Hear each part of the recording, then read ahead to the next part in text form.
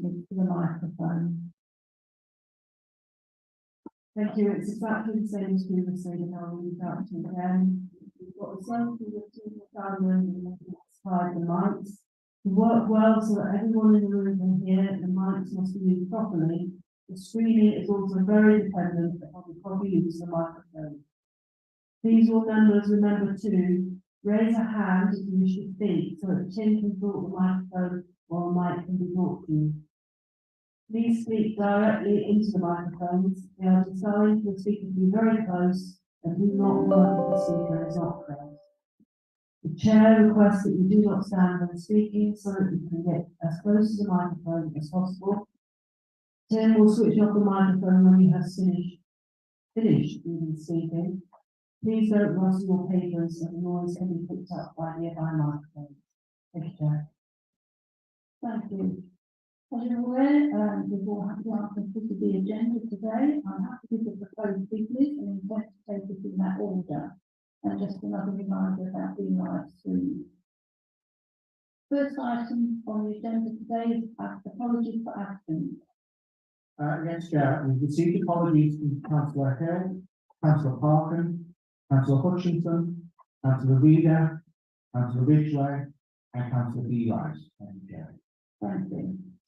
Second item on the agenda, declarations of interest.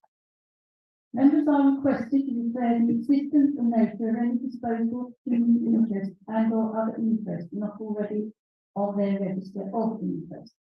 In any item on the agenda and withdraw from the meeting at the appropriate time. Do we have any declarations? Thank you. Item 3, minutes of the last meeting. This meeting was the one for Monday the 30th of January 2023. Are we all happy that they are on the correct record? And if that's the case, is there any doubt? Thank you. All those in favour? Any against? Any abstention? The motion has been carried. Thank you. Item 4 is the chair's announcements. I've got just a few. I'd like to start firstly by saying thank you to the Land Trust and our team here at the office for having a speedy eviction of our unwanted travellers. And also to thank those people that attended my civic event on Sunday regarding the Queen's Memorial. Not only for the people that attended, but for those who participated in the event and for all those that worked behind the scenes. And it's made it a very successful event. The feedback has been lovely. Moving on, we have 3 upcoming events. The first is the race night on Friday the 17th of March. Some tickets are still available, and these can be purchased either by the office or the golf club itself. On Good Friday, 7th of April, we are holding a family wildlife fun day on the country park. If you would like to help on the day, please let me know. And Saturday the 20th of May is the Armed Forces Fun Day at Mill Lane. I'd like to take this opportunity to remind you that the briefing session for the elections will be taking place on Tuesday and Thursday of this week, also on Wednesday the 15th the following week. There will also be a post-nomination briefing. This will cover the more detailed arrangements for the following day, also the verification and the count. Please contact Donna Giles, the elections manager, for further details. Thank you.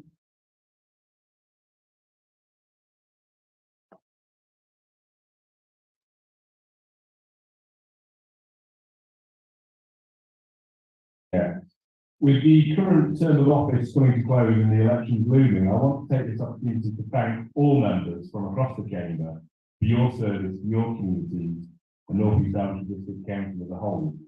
In particular, I want to thank those who aren't seeking re-election for all of your contributions and dedication to the council. And to those who are seeking re-election, I wish you all luck, but as you imagine, I wish some a bit more luck than others. As of today, the latest edition of the North East Derbyshire News magazine will be landing on doormats, and the theme is a moment of reflection, looking back at how far we've come since 2019, when we began our term of office.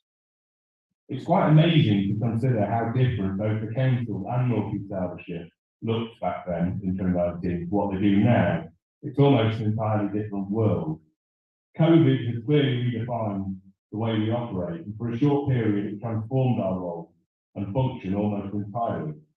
I'm sure we're all incredibly proud of the way the council stepped in to support our community through the pandemic and the lockdown, whether that was keeping essential services like bin collections running, delivering prescriptions, supporting businesses to access government funding, keeping in regular contact with our most vulnerable isolating residents, and supporting the vaccination rollout with over 60,000 jabs delivered at Charlie Park Leisure Centre. On the subject of Charlie Park Leisure Centre, myself, Councillor Powell, Councillor Cupitt and Councillor Kenyon were delighted to be part of the groundbreaking ceremony for the new Playcross Active last week, as work is now getting well underway. It's fair to say that our leisure service across the district has seen significant transformation. We now have 4 rather than 3 district council operated leisure centres, with Killamarsh Active added to our portfolio following the £1.9 million redevelopment. Bromfield and Eckington centres have also had significant work to make them some of the most environmentally friendly leisure centres in the country, with massively reduced carbon emissions. And the investment in leisure is paying off. Memberships are at their highest ever level, aided by the fact that we have frozen our fees despite the impact of inflation to support the district to keep healthy and fit. Our planning service has also benefited from significant investment and additional capacity. We've more than doubled our planning enforcement service and recruited specialist agricultural and heritage officers to help us tackle inappropriate development wherever it arises. And while I know it is incredibly contentious and a difficult issue for the council to agree, the adoption of a local plan is already bearing fruit in preventing the speculative inappropriate development we've been plagued with for the past decade or more. I know we'll be discussing the efforts we've done to keep our district clean and tidy later on, so I won't steal any thunder now, but it's also fair to say that we've gone to a huge amount of effort to make our district greener, whether that's adopting our own climate change action plan, supporting parish councils to make their own improvements, or investing in the decarbonisation of our leisure centres. There's been a huge collective effort to ensure North East Derbyshire is doing its bit to reduce our emissions. And a key plank of that work has been the £12 million investment in external wall insulation for over 420 council-owned properties, helping to regenerate the look and feel of some of our estates, reduce energy bills for our tenants, and saving almost 10,000 tonnes of carbon emissions by 2050. There's been a huge focus on seeking to level up North East Derbyshire, securing the £24.6 million town deal for Playcross will be transformational for Playcross and the surrounding communities for decades to come. We've also now have a master plan and vision in place for Eckington, and we'll keep campaigning to secure funding to realise our ambitions there. And we're working towards further improvements in Bromfield and Killamarsh. We continue to support the campaign to reopen the Barrow Hill railway line for passenger transport, which could have a hugely important impact for our district.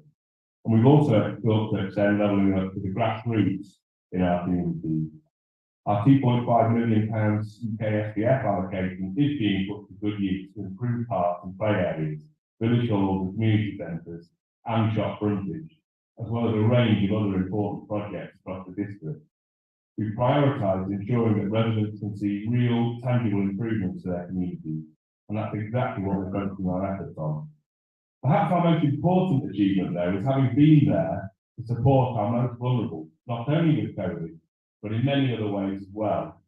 When Putin waged his vicious, illegal war in the Ukraine, we were quick to mark our support for the Ukrainian population, and we've supported many of our residents who have been extremely generous in throwing open their doors to welcome fleeing refugees and the Home to Ukraine scheme. The wider impacts of the war in terms of energy bills, inflation, and the resultant cost of living crisis has affected every single person in the district. And I'm extremely proud of the way we've come together and worked together as a council from across the political spectrum and with our fantastic officers to ensure we are offering as much support as we possibly can to our residents and businesses. It sends a very clear message to the people of North East Derbyshire that we will always be here for you at the time of greatest need. And I want to thank everyone here for their contribution to that. And as I say, Chair, whatever the next couple of months have in store for us, I wish everyone all the very best, and thank you once again for your contribution over the past 4 years. Thank you, Chair. Thank you. Moving on to item 6, talent pipeline. I would like to invite portfolio holder for the council services, Councillor Mark Foster, to say a few words on this, by the way of introduction before he hands over the managing director to the presentation. Thank you, Chair. Legal is providing a bit more detail on the development of the talent pipeline and the reason why it is so important in the presentation shortly. I'm very happy to introduce this presentation today for a number of reasons. As an organisation, we have to recognise the challenges of a changing world and act. As we did in 2021, when we brought the Agile Working Policy to this council for approval, which sought to provide the council the ability to cast its net much wider in terms of recruitment in a post-pandemic world, which first highlighted the increasingly difficult marketplace for recruitment. We also know that good workforce planning will help ensure that workforce requirements are aligned to the achievement of the council's objectives, whilst having one eye on the horizon with a plan to overcome the new challenges ahead. These are good organisational reasons for such a talent pipeline, but there are other reasons too. As councillors and as a council, we have a significant role to play in community leadership and improving the outcomes and life chances of those in our communities. Along with organisational effectiveness, this talent pipeline will create more opportunities to retain talent within the district and hopefully contribute to higher value jobs being provided for people who live in the district. As community leaders and as a local council, this is exactly what we should be doing, leading by example, and the hope that we might encourage others to do the same, investing in our people and investing in our communities. I would also like to give thanks to the officers that have worked on this and for the leadership that Lee himself has provided in developing this strategy. I think he's done an absolutely excellent job, and I'm proud to be working with you on it. So thank you for that. So Lee, if you'd be happy to continue with the presentation. Thank you. Chair.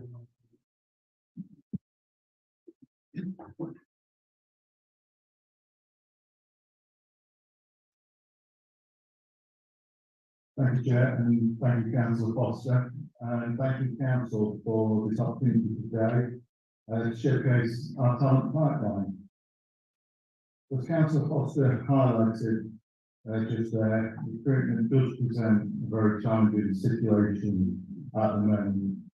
This is a national issue, or it's an international issue, but it's a national issue that cuts across all sectors. Certainly our country, and very much within our own. So in a recent survey, John, can you get on to the next slide, please? Sorry, that was a miss, isn't it? Thanks.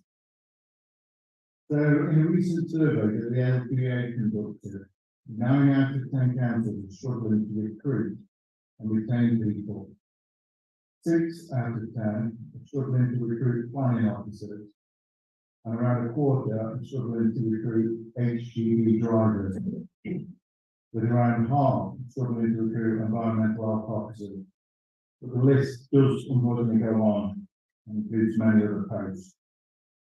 These recruitment issues often mean that councils are having to turn increasingly to agency staff to plug the gaps, and that adds more pressure to our service budgets and increases costs.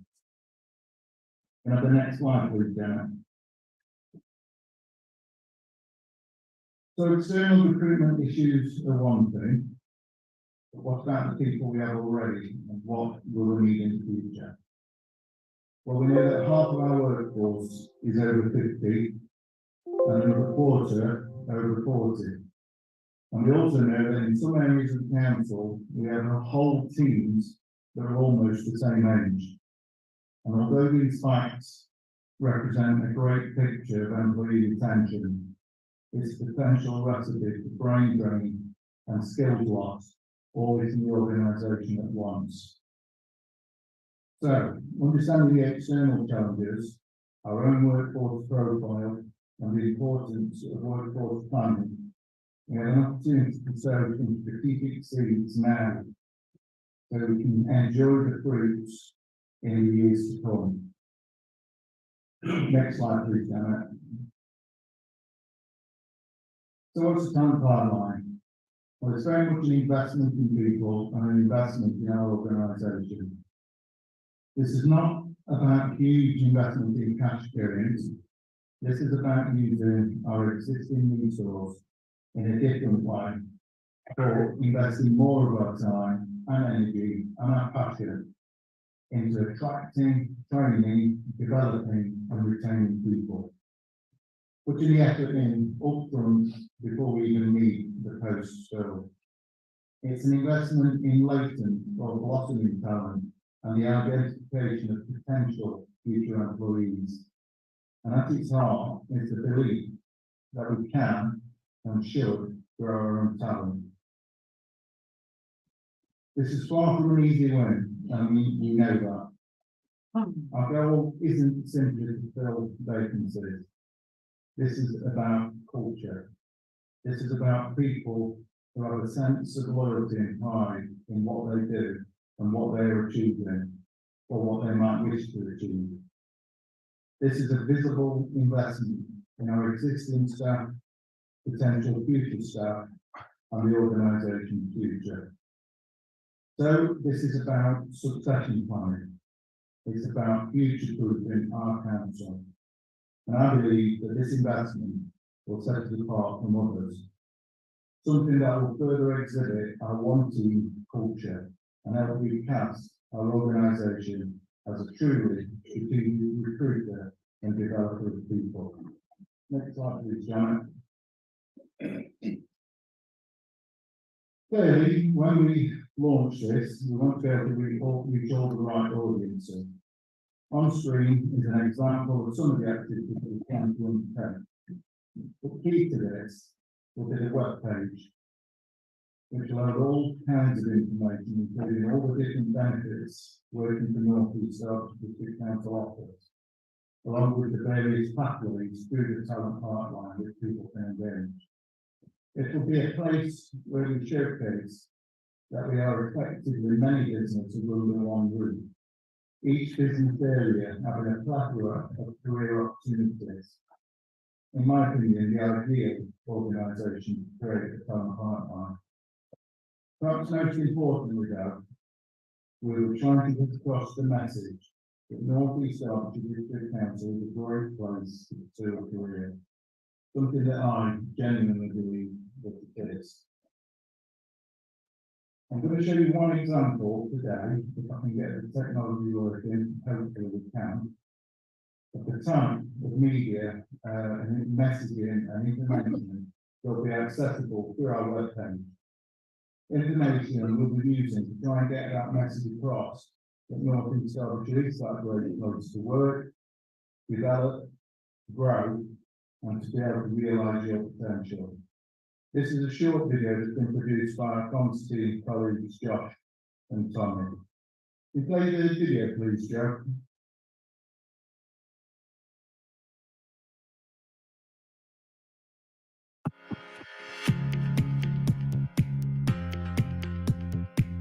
The talent pipeline is really all about taking a longer-term approach to recruitment rather than the traditional one. It's an approach that recognises that the goal is not simply about filling vacancies. The goal is about having the right people in the right posts. And that's not a quick win.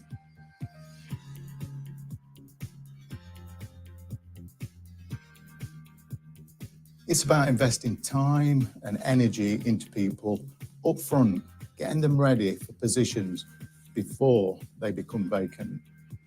We're starting early with high quality work experience and engagement with schools and colleges. We're creating volunteering opportunities that are non-committal and flexible. We're establishing apprenticeships as a key pathway to employment and progression, with an emphasis on growing our own people.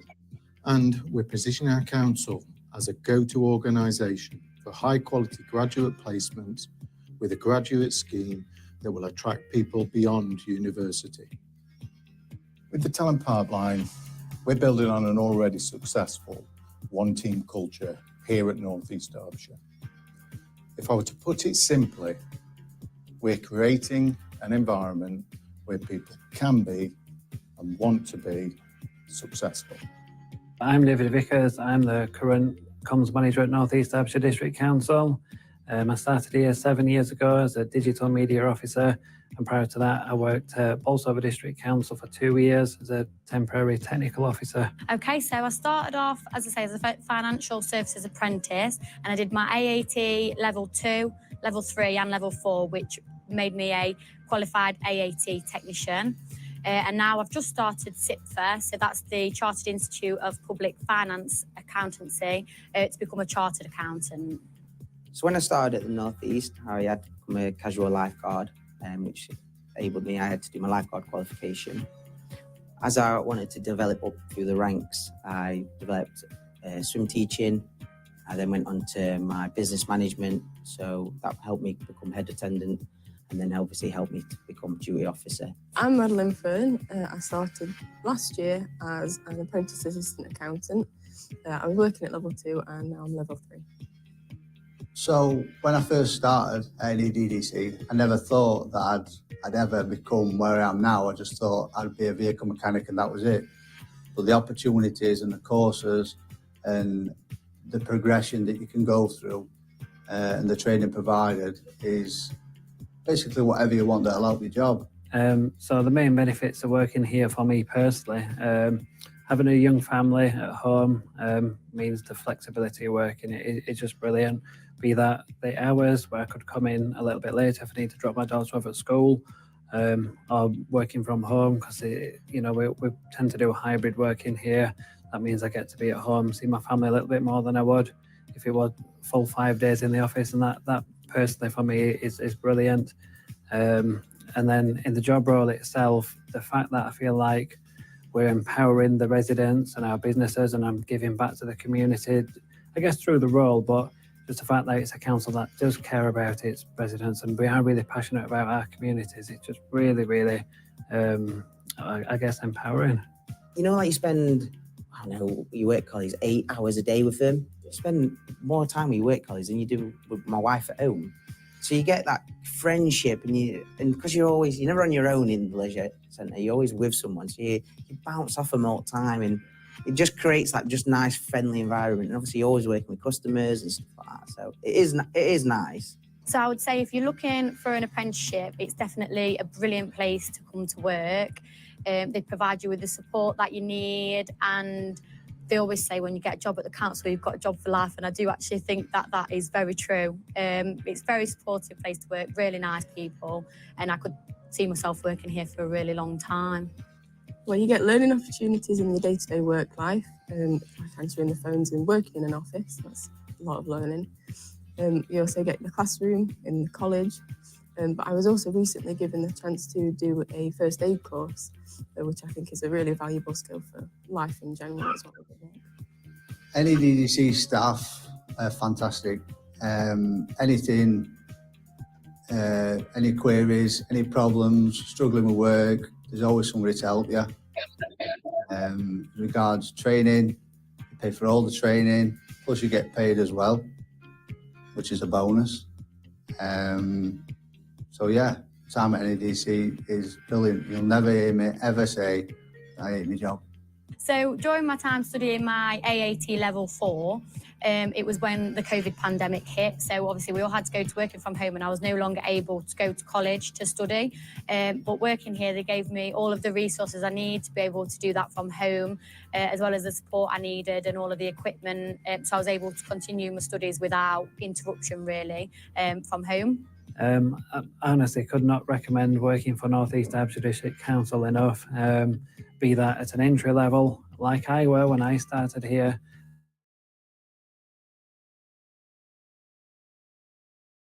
career progression, and the fact that you're empowered to make your own decisions, and they embrace change as well. The culture here is brilliant. The one team ethos that just runs through top to bottom is just absolutely brilliant.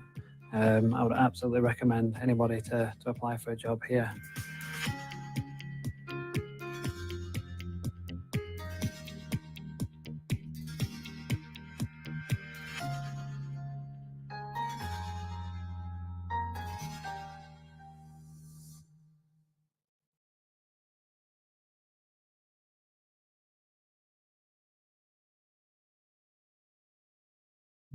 Thank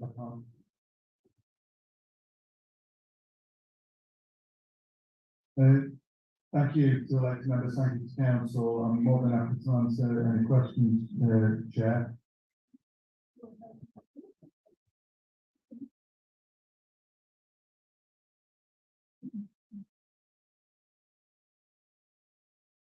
Just going to put your eyes back.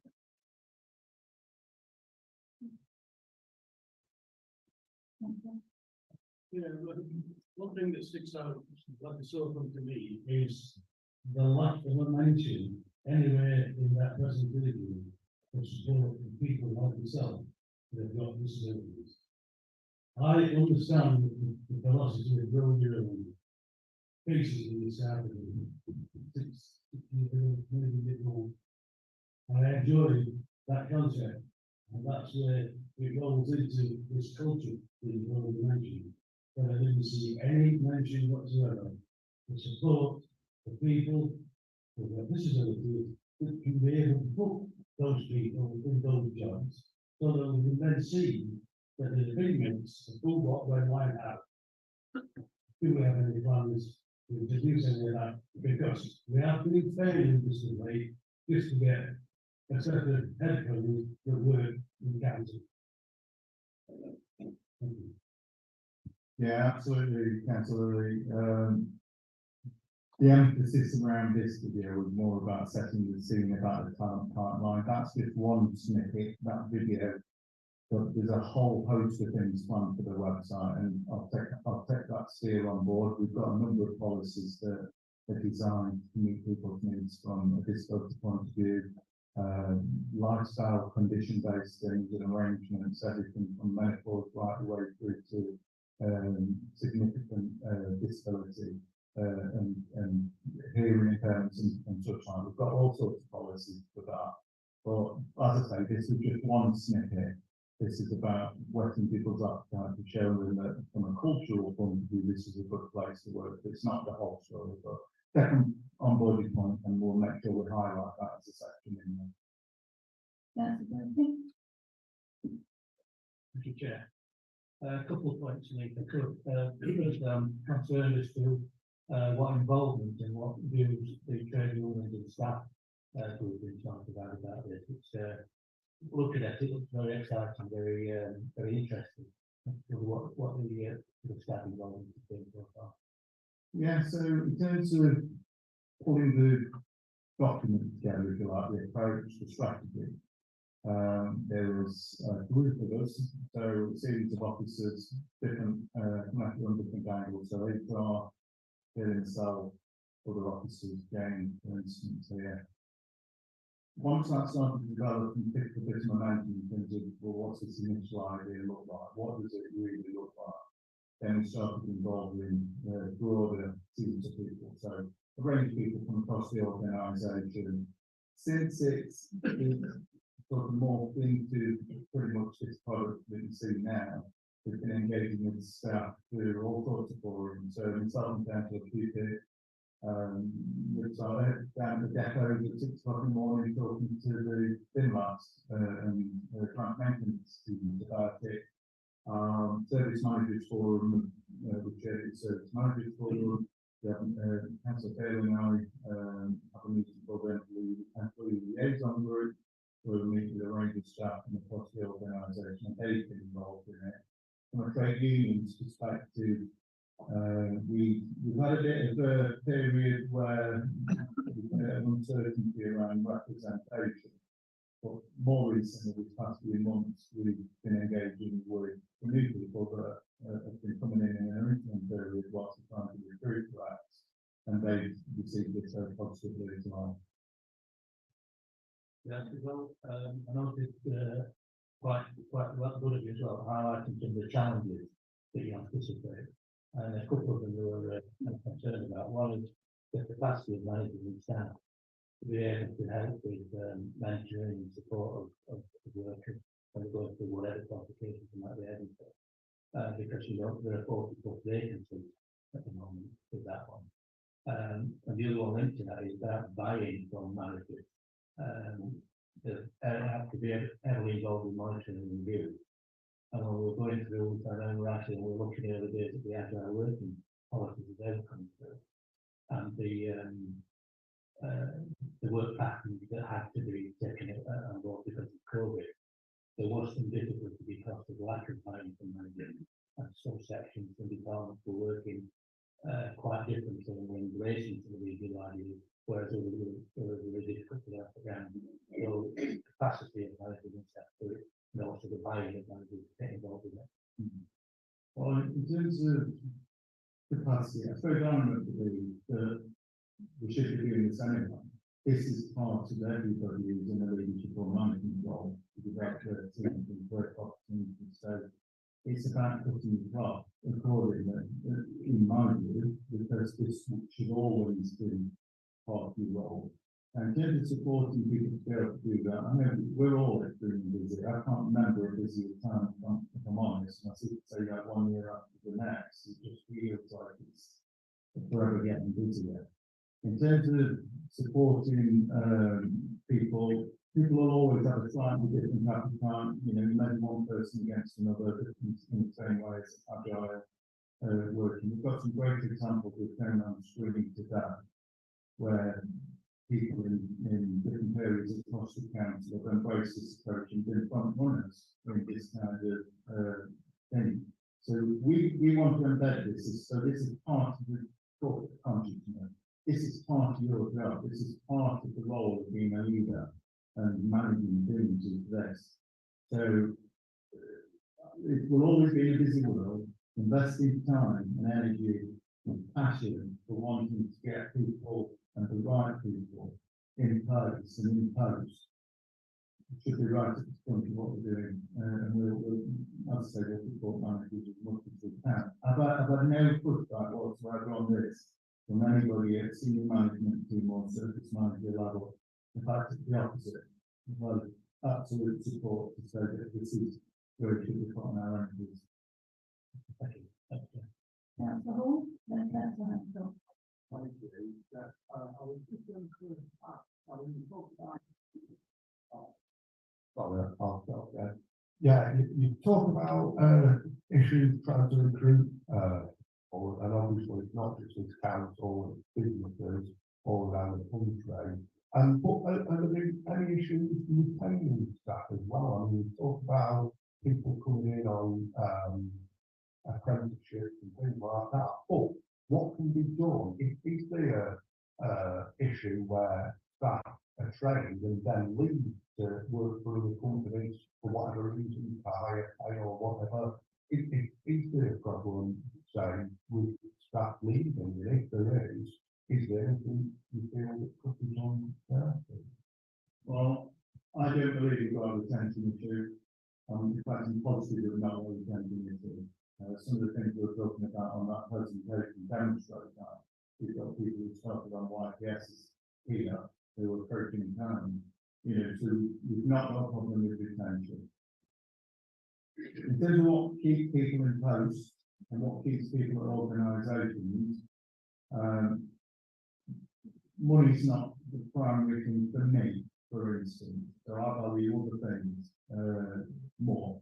Part of that is having a good culture. Part of that is having a nice place to work.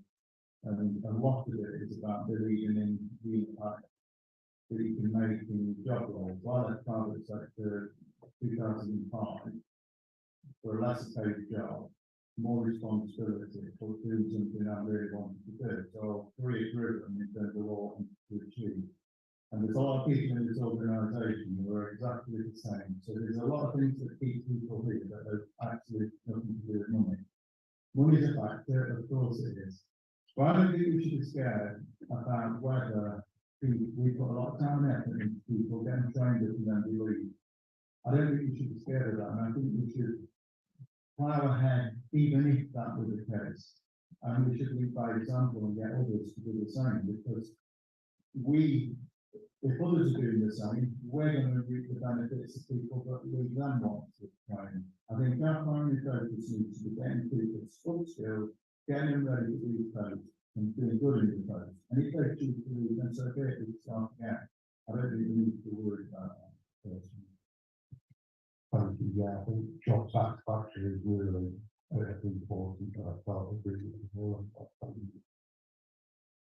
That's right. Thank you, Chair. Perhaps different from other members, obviously I work in HR, so I just kind of look at this, so I'm going to make some criticism, but they genuinely are just constructive criticism, not as anything else. In your document, I just do think you need to fine tune a couple of things. I'll start with good bit though, this, that leadership candidate is really well written, that's excellent. Two bits, and I must admit, the first time I read this, I'm glad it came to the presentation because I cringed. Yeah, you've got, well, the open paragraphs, it's good to know where you want to go or get to. Actually, that's essential because if you go to HR plan without, you don't go out, it's failed. Obviously, the presentation you have addressed that, so I would just kind of put that in here. And the other bit, which you've also said in the presentation, is in here, about the council being multiple businesses in one. It kind of gives a siloed impression, and actually, sometimes people will move from one area to another. You want to encourage that push as part of the one team, so I perhaps just change the way that's working. That's the key things there. Yeah, absolutely right in what you said, that this is something that we should do all along and have been doing. And one thing, one area which I've noticed that you haven't really aimed at, which is really good and very strong workforce, are people who return to work after having children. They've got a lot of skills, a lot of experience, and they are vital to any thriving organisation.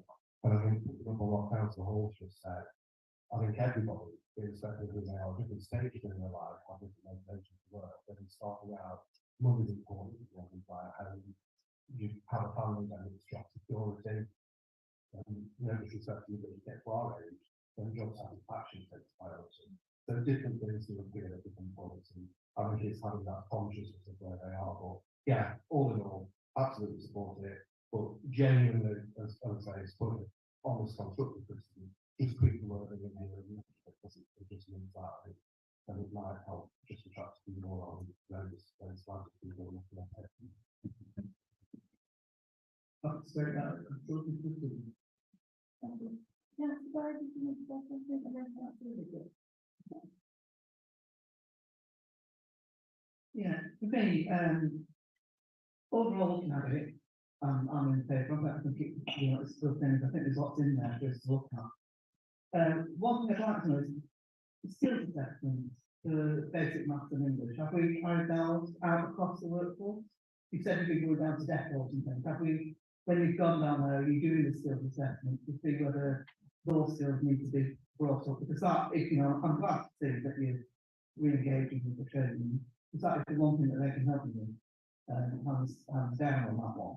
And along with the training, because they've got the links into various universities and what have you. So I think that's one where we do need to start from. It's quite an important one because there's a lot of people out there that have never admitted that they haven't actually got the basic skills. So I think that'd be good to see coming along. Just a query on your internships. When you talk about an internship, the only one I ever hear of is they don't get paid. Are we talking about internships that are paid, or are we talking about the same as what they are when done elsewhere where they're not paid? So if you could just clarify that for me. And one of the other things around it all is that your terms and conditions are important. And I agree, pay's not everything, but it's what's behind the job that helps keep people here. And I think that just perhaps needs to be brought out a little bit more. And here, I don't think it stands out enough for me in this document. Thanks, Matt. So on the internships, so there's a couple of things outlined in there. One is graduate placement, and that is pretty much the work experience of somebody doing it, so that wouldn't be paid necessarily. And then there's the graduate scheme, which is aimed at university graduates as their next kind of logical step into employment, and us strengthening and embedding those links with the university, so the graduates know that this is a place to come. We're designing that stepping stone in for the graduates to come along before they can move to the wider market with those that have got families extensions about etc. Everything else in terms of that's listed in there around apprenticeships and whatnot, that is all paid apprenticeship. It starts off right at the very beginning with volunteering, and you might think, well, volunteering, the council, we've got a number of staff that started out as volunteers in leisure, for instance. So aquatic helpers, these are people who were in the pool helping organise swimming lessons and classes. And through becoming an aquatic helper, we train them to be, then go on to be lifeguards or even swim teachers. So it started out as volunteers, and many of them now work for us full time. So it's more about the approach and broadening that funnel of opportunity for as many different people as you can, so that the end result is as broad as they can be. I'm sorry, I don't need the last thing.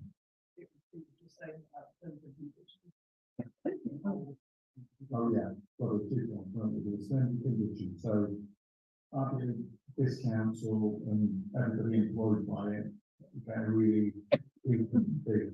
When you look at the list of benefits, and that's another thing that's going to be on our website, you struggle to pick them onto an A4 in font size 12. It's so many, and that's a good thing. And that can become part of our unique selling point. It's better than others, and you'll really get more empowerment in most of the places, even local authorities. So we need to be selling that. You mentioned the point earlier on about basic assessment. So that's not been undertaken for anybody at this stage. But what I will say is this is an opportunity for people outside coming in. So all those various channels you mentioned on there, whether it's proper high quality school placement starting at that very young age, all the way through to that team of people that I said are over 40 or 50 and they want to do a new direction. There will be opportunities through this that they have to be put to do it. And it's when those opportunities, when those requests come in, if you like, or the opportunities are first seen, then on an individual basis, we work with individuals and that might need to be different for everybody. But to answer those basic question about having an assessment with people, no, not. This is the staff people in the art.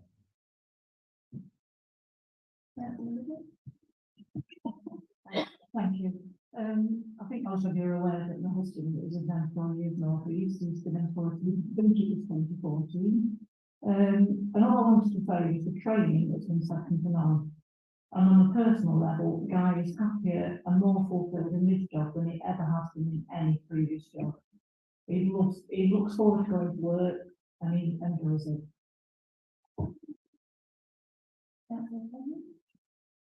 Chair.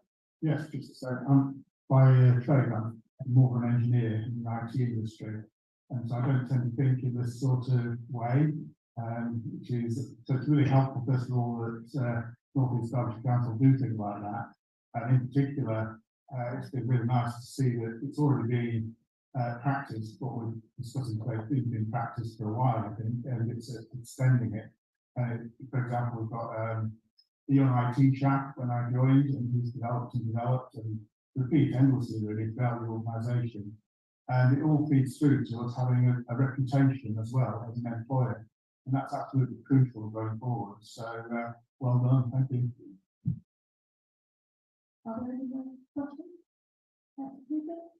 Thanks, Jeff. Yeah, just to sort of add on to Councillor King's point, I just wanted to thank you, Lee, because I know you've got a lot of work into this.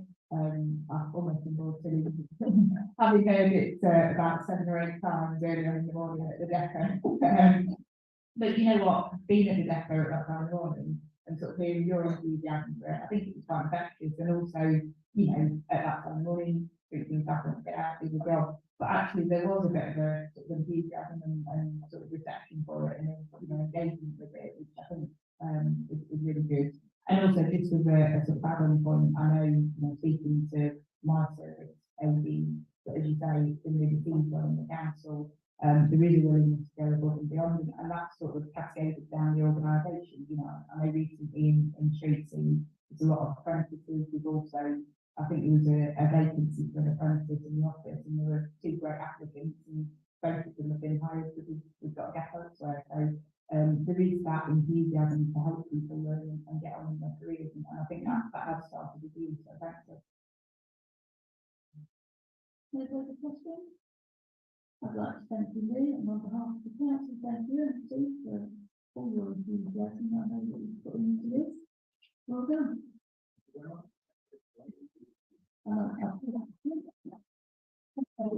Thank you. Moving on to item 7, level of council tax. The level of council tax for 23-24. I would like Councillor Penny to speak to the council over this. Thank you, Chair. As council will be aware, the Localism Act 2011 requires us as a billing authority to calculate the council tax requirement each year. Each sector approves their demand when submitting their annual budget, as we did on 30th of January. In order to calculate the council tax requirement for 23-24, the demand of Derbyshire County Council, the police authority, the fire authority, and local parish councils has to be taken into account, as well as our approved demand. The table at paragraph 2.5 sets out the levels of council tax for the year, accumulating all of the crude sector demands. So I'd like to remove the recommendation that council formally approves council tax for the financial year 23-24 as set out in this report. Thank you. I'll open the floor for members to ask any questions if there are any. Councillor?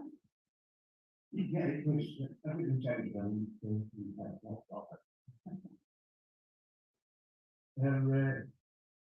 yeah, I'm not gonna make sure we get things like this. We had the theatre, I think, the last meeting about our council tax that we set for North East Derbyshire. So we did all that then, but we realised that it was a responsible opposition, however, that we need to vote for this. We told you the council tax, we've got to collect it. So, yeah, back on.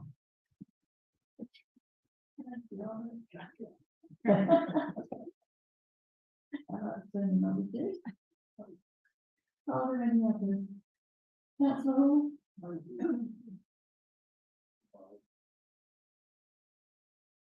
Yeah, thank you.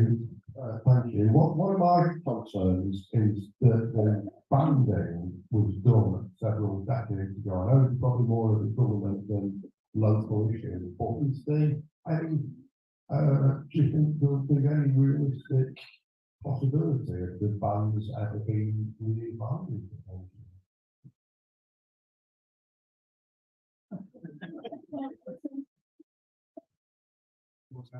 We've known that we're going to have a very long time being made a change to the system. It might happen under some future arrangements, I guess. There's also the individual, house of the right band type of question that comes up as well. And there is a process to go through the house is banded correctly. But overall, the band's aim to ignore whatever it is, that will change. Any further questions? No, we have a no. Councillor Denny, do you wish to start further? No, okay, we can move to the vote. We have got a proposing session there.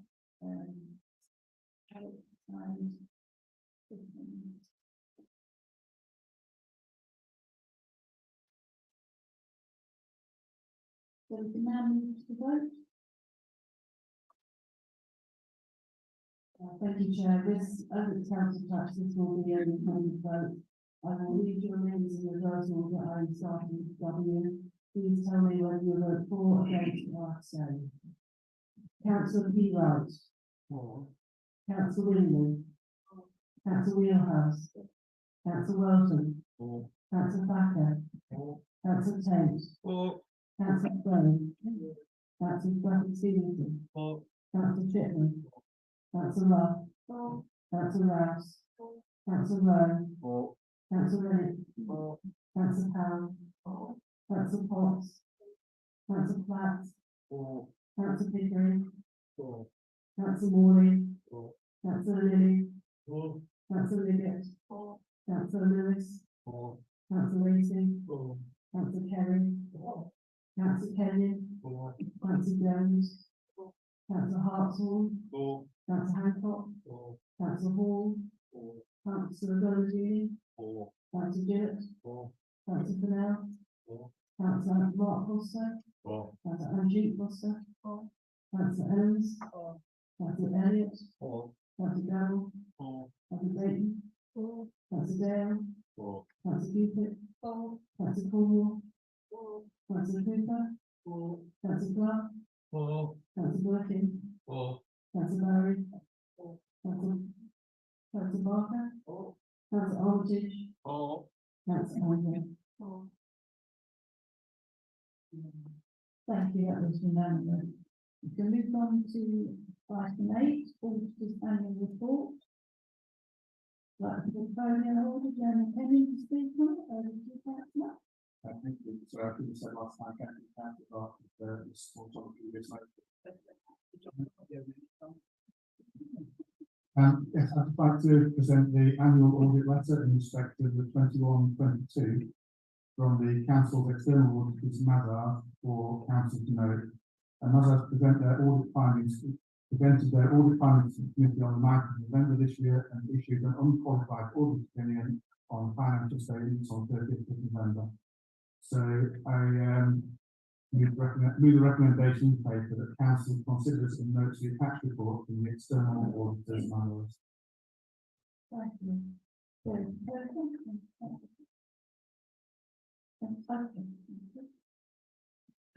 Thank you, Chair. Seconding this acceptance of the report, which has been considered by the Audit Scrutiny Committee in detail. So there has been an opportunity there for all parties to have a look at this and consider the implications for this council. As I say, secondly, thank you. Thank you. Are there any questions? No, we have a motion before us, and I think this is just to vote.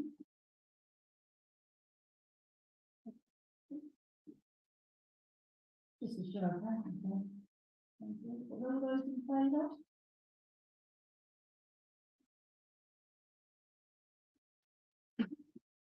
Any against? Might be quicker. Any exceptions? The motion's been carried, thank you. Moving on to item 9, pay policy statement.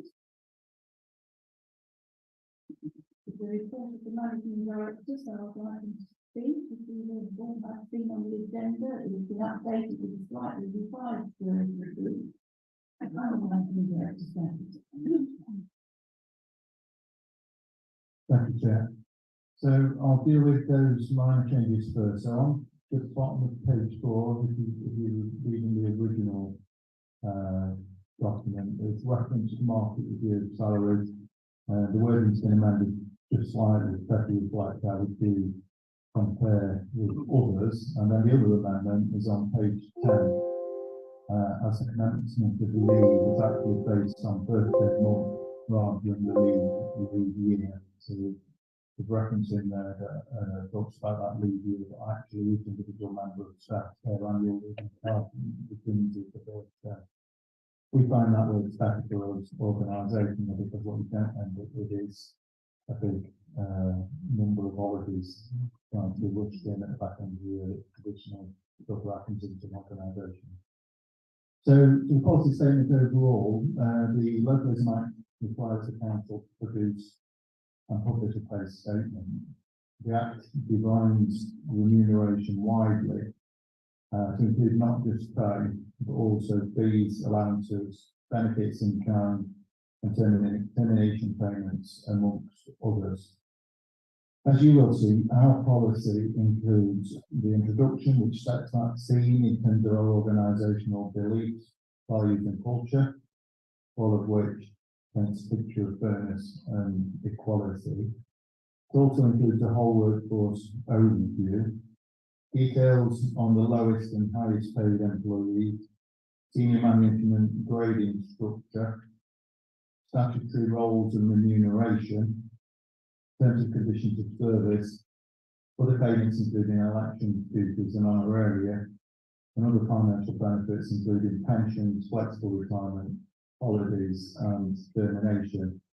All in all, the policy very much meets with the guidance set out by the LGA when producing the statement. Another key element of the pay policy statement is the relationship between salaries. So here at North East Derbyshire, in our statement, we set out clearly the difference between the highest paid officers and the lowest. The paper highlights that the difference between the top earner and the median salary is 4.1 to 1. With the top earner and the mean salary being 3.7 to 1. I appreciate for some that might not mean much on its own. To provide some context and hopefully reassurance to elected members in this regard, we've undertaken a comparison of near neighbours in Derbyshire and Nottinghamshire very recently. So our ratio is the lowest of all those that we benchmark with the most common being at around 5 to 1 between top earner and median salary, with some at around 6 to 1. The target for many local government organisations is to achieve less than 10 times higher between top salary and bottom, or 6.5 to 1 top salary to mean salary. And again, ours is 3.7 to 1. So hopefully this, along with the rest of the pay policy statement, provides some reassurance to elected members that we are running a very fair and prudent ship here when it comes to pay. I'm happy to take any questions, Chair. Any questions for the motion back at this point? No, but I would invite portfolio holders, council services to speak on it, if you wish. That's fine, thank you. I'm now opening the floor for any other comments to be made. No.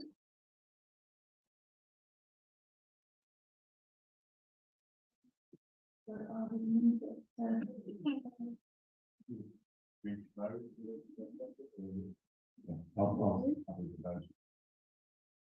Have a second. Thank you. Can we start a show of hands, please?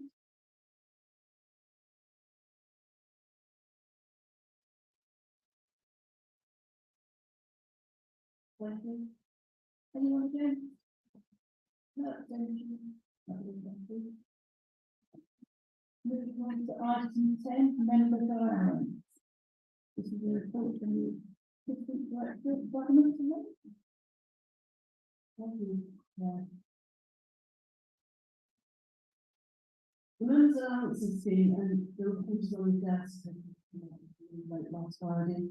Has a written provision for automatic increase based on the percentage increase applied to employee salaries for that year. As you know, this year a percentage was not applied, but a fixed sum was applied. This means that the independent remuneration panel has had to meet. They have considered what the increase should be and made a recommendation to you. It is for council to decide if there should be an increase, or if it should be in line with the IRP's recommendation, and if it should be backdated to the 1st of April 2022. You have 3 recommendations, the third of which is separate, involves adding to the scheme having a return mechanism for the increase, where if it's some is added to employee salaries, and if the provision is increases linked to 12.43 of an employee pay scale. This is the future-proof of the scheme. The normal mechanism of percentage increase will be used where one is applied to employee salaries. This will only be used where there is a further fixed amount of money added to the float. As I say, recommendations are on the first page. Thank you. I'd like to call on the leader of the council to speak. Thank you, Chair. In order to open this up to debate, I'm happy to move the recommendation. I just highlight that as a Conservative group, we have discussed it and the various different aspects. It's clearly a very challenging decision to make at this current moment in time, given the impact on the cost of living crisis and everything else. And we've agreed that it will be a free vote today in our group, so that each councillor can make their own decision on what they believe is the right thing to do. On a principal point, I've always felt that the IRPs are independent for a reason, and we should respect their judgment. And councils shouldn't set their own allowances, and having an independent mechanism like this, is an important part of that. And obviously, the recommended increase is sort of modest in comparison to inflation, and we are susceptible to inflation ourselves as elected members. And I think we do have to consider the sort of erosion of the allowances on the impact of that on encouraging new people to come forward to stand for these councils. We do want people, the role to be exciting for people to feel like it's suitably reimbursed to apply for it. But obviously, as I say, we've got to balance that against what's a very difficult financial year for the council, a difficult budget that we've set, and residents struggling with the cost of living. And I think it's probably hopefully fairly general view across all of us that we ought to keep the cost of our politics down as we can. So, as I say, it's a particularly difficult decision, and I'm happy to move it so that it goes up to the game. I'll open the floor, councillor. Yeah. It's random, I echo more or less exactly what Alex has just said. It's always difficult to begin, but we have got that independent panel now, and if you start going against that, we know sort of things. Our parents do a good job of work, they're not much money, in comparison to other things. So again, I feel we're having a free vote. I think you're right. It is a contentious thing, and I thought you always say people don't want the pay rise, we can not have it. Basically, leave it where it is. But that's my personal view. But like I say, we like that debate as well. So I'm going to leave it up to people's conscience on that. Councillor Hall.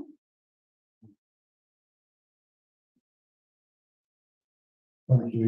I feel that it's important that we do respect, like Councillor Dale said, the independent review. It's independent for reason, and I do feel that, in my mind anyway, it's really important that we respect that. Otherwise, there's no point in having an independent review.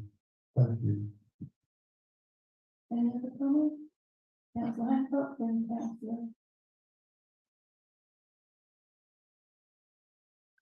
Thank you, Chair. I must admit, it's not often I agree with Councillor Dale, but I think to a degree I do today. The bit where we get right out of the government should lay down for all councils and not have it focused. But I'll be honest, personally, I'm going to vote against it because we're drawing off reserves this year. I'm not comfortable voting it. I think whatever we're pulling off the council savings, but as you say, it's a matter of individual conscience. But yeah, I think they do need to change the system more. I think it's something that they're not picking by any numbers. Councillor Chippen.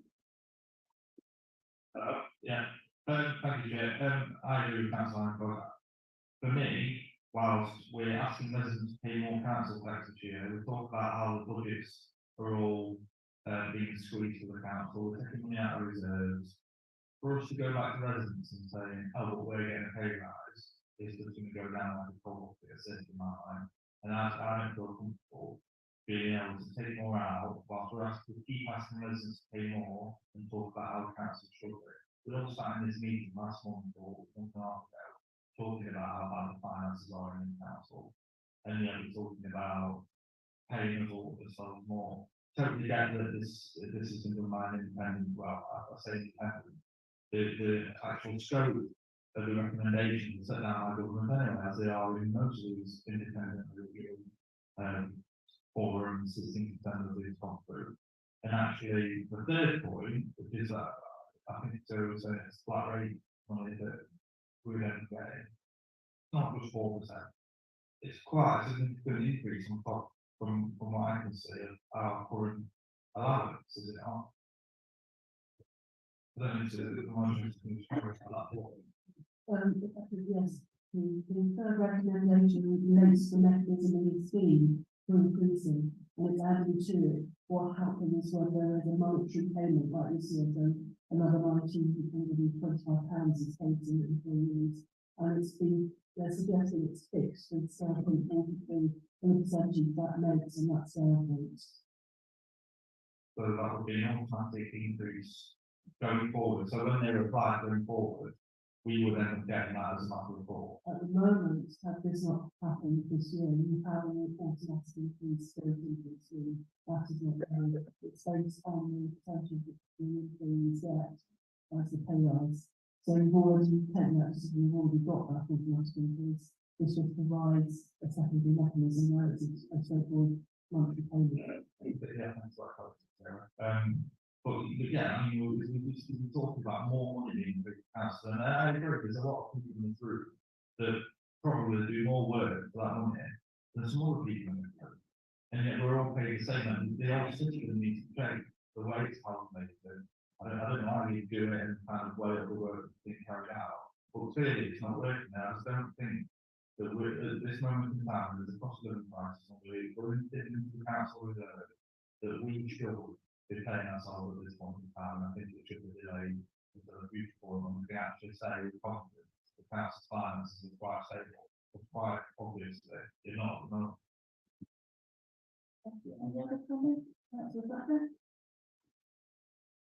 Thank you, Chair. I think in the mind of the public, no time is ever a good time, because they'll always think that we've got our noses in the shop. I remember years and years ago when some of us will recall when we were councillors, when we didn't get an allowance, and even then the public still thought we were paid too much. I don't know how to get around a performance management system of how councillors are rated.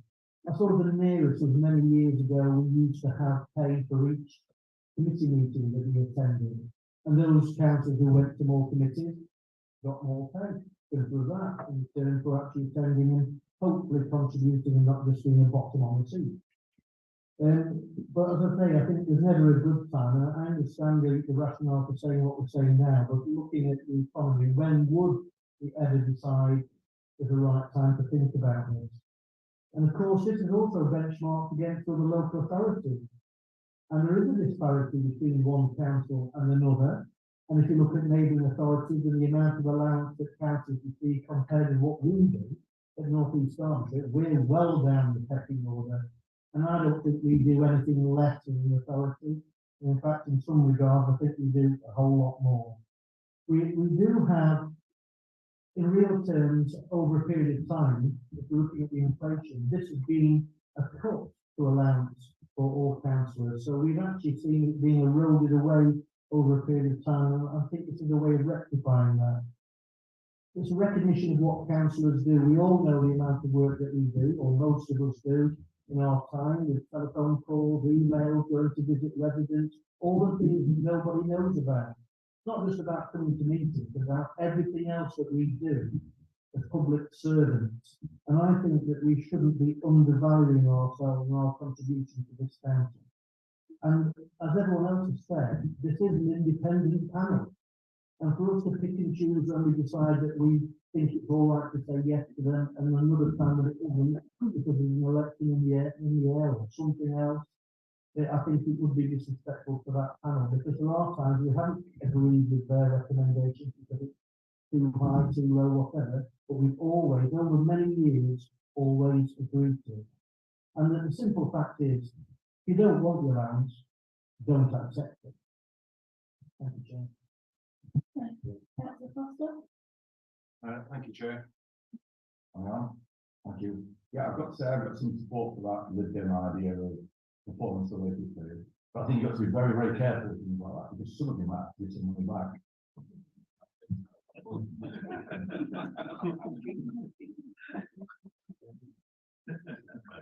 I've been around this stuff, I'm really struggling with it.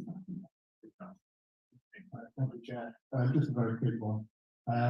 If we have no allowances or small allowances, depends on those who can afford to be a councillor can be a councillor, and others can't. And I think not keep having allowances not keep up or disadvantage with some people, and that will be very well a bad precedent in the long run.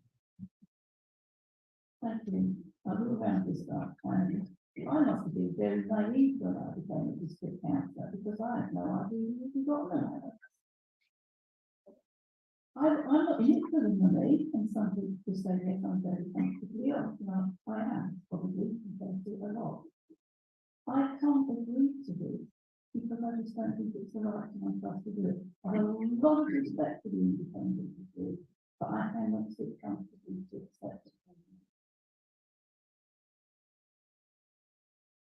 That's the thing that you have the right to account? No, that's not. We lose the vote. Yes, Chair, we'll do a roll call on this one, as we do recorded vote, I'll start, with the, Minister of the Government. Councillor Wright.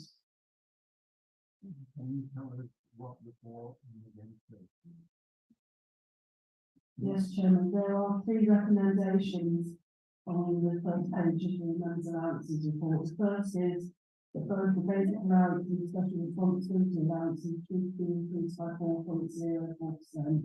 The second is that that increase should be backdated to the 1st of April 2022.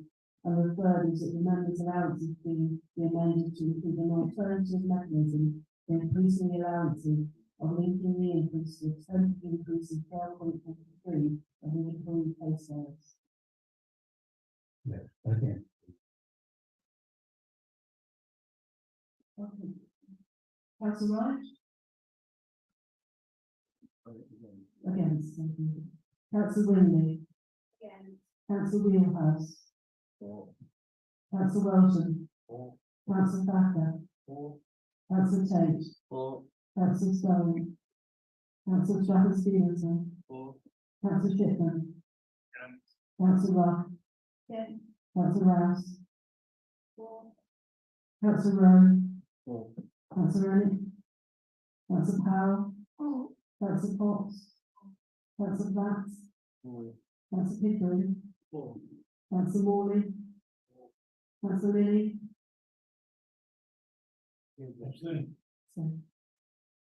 Councillor Elliott? Councillor Lewis?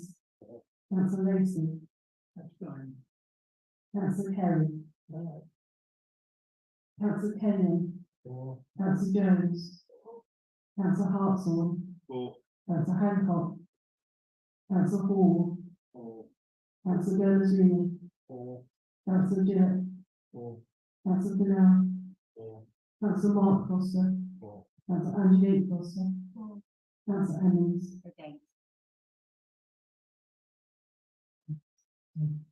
Councillor Elliott? Councillor Drabble? Councillor Dayton? Councillor Dale? Councillor Cupid? Councillor Cornwall? Councillor Cooper? Councillor Clough?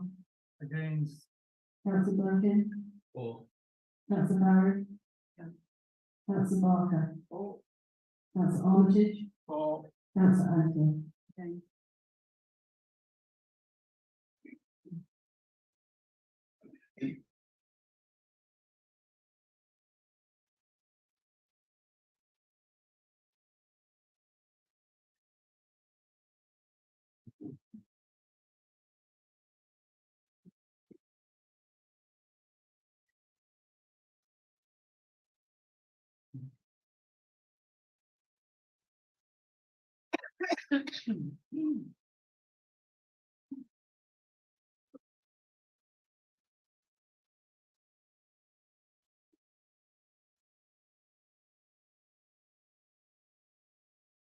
Okay, the motion has been carried. The result was 34 for, 11 against, and 2 abstentions. Thank you.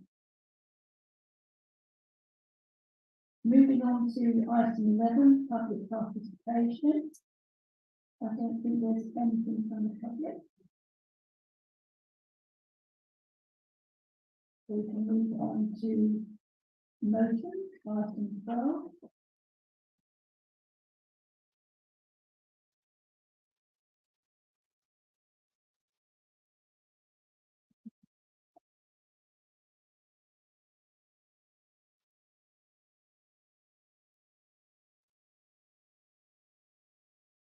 Sorry, item 13 now.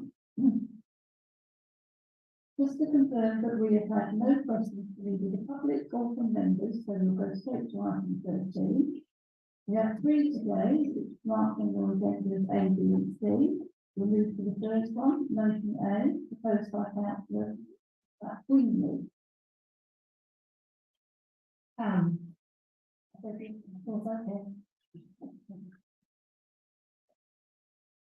notes, litter and street cleansing is within the remit of the district council. Over the years, the frequency of litter picking and street cleansing in North East Derbyshire has declined. Because of this decline, volunteers, parish and town council have been forced to take action themselves, try to combat the scourge of litter throughout the district. There are volunteers in our area and beyond the litter picking. We all know we shouldn't need this, but it's the fact we do. Our parish council do build some money into our budget, and I suppose many of them do, but we can't be expected to fund this all. We need the district authority to support more with this issue.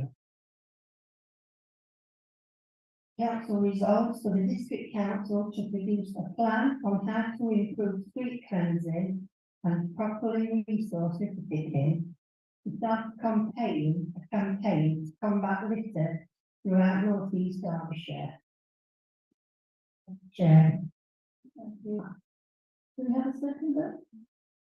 I'll second you.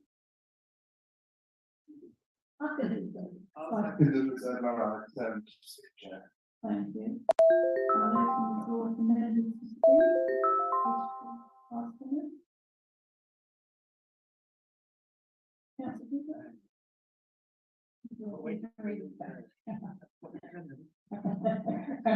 I'll let you, I'll go ladies first, and then Councillor look, I guess I want to start off by saying thank you to our street team who do a lot of the litter picking. I personally have always found them to be really reactive and to go above and beyond in trying to keep our district as litter free as possible. For instance, from the last team briefing that we discussed today, I attended several of the compliments that had been submitted by residents to the team, highlighted how the street cleansing team have been going above and beyond to pick up stray litter and dog poo around bins when they're emptying them.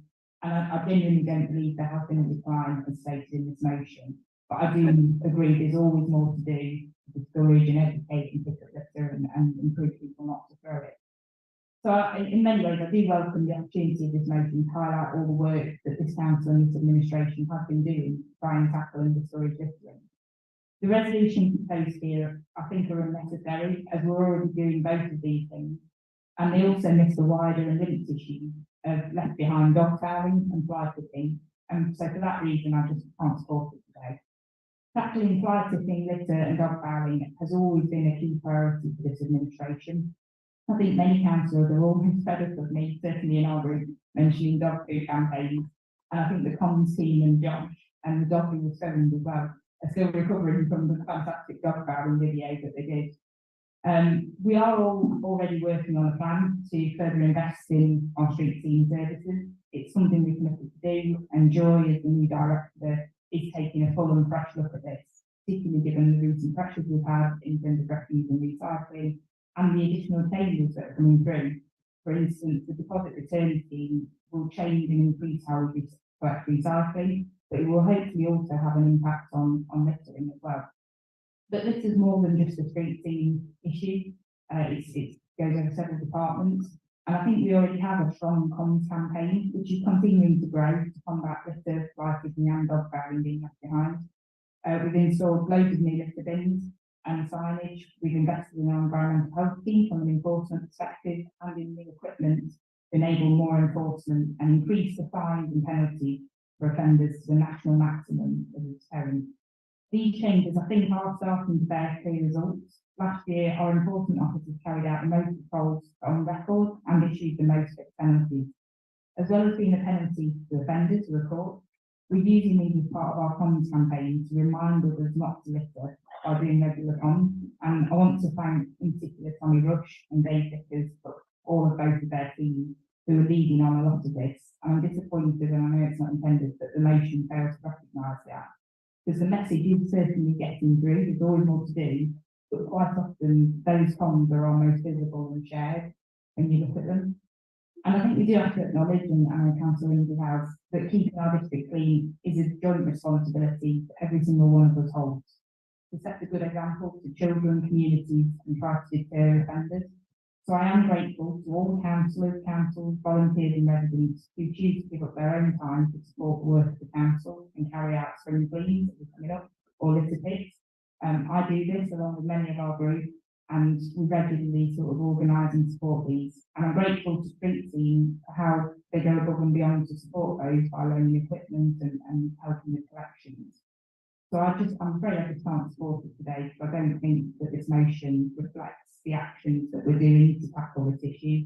And so we just keep on going with the action rather than the words. Thank you, Jeff. Thank you. I've got a list here for me. I'll take it in the order. So it's Councillor Barker, Councillor Vickett, and then Councillor Ashley Foster. Yeah, thank you. Thanks, Councillor. Just that up here, like you say, it's not always helpful to put motions into council like this. I think there's other ways to set policy. But on this occasion, it's something that we, if we take control in May, will definitely put as a priority.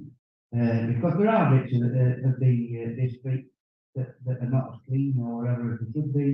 So there is still work to do to get that. And again, there is a lot of work gone off, and the street team and the environmental services are working hard on that. So it's not a slight on the officers we've got at all, but it's something that as we all are now, though not in talking to folks, it seems to be a massive. We want this cleaning up, this dog mess here, this and this. And I know it's a constant thing at parish council level. So basically we can't get us off the ball. So we will support this motion, but it's not the ideal way. There are building committees and things like that where these sort of motions or actions could be looked at in a better way. But we will support it then. Thank you.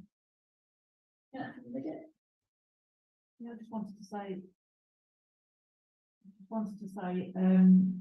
as far as I'm concerned, I can't praise street scene enough. I think it's about 3 weeks ago, our recycling happened to be on the day of the Gales. So we had bins and everything everywhere, and I mean literally everywhere. There was at least 3 whole bins of rubbish had been blown across the A61 outside the vicarage in Stirling. And also, near where Mike lives, the whole of the grass verge was covered. I phoned up and they came out and the whole lot was cleared away within a couple of hours. And I mean, it was bad. We've got wine bottles that have been run over all over the A61 by lorries. They cleared the lot up. There was nothing left at all. So, and am I going mad? Have our street scene not done national awards?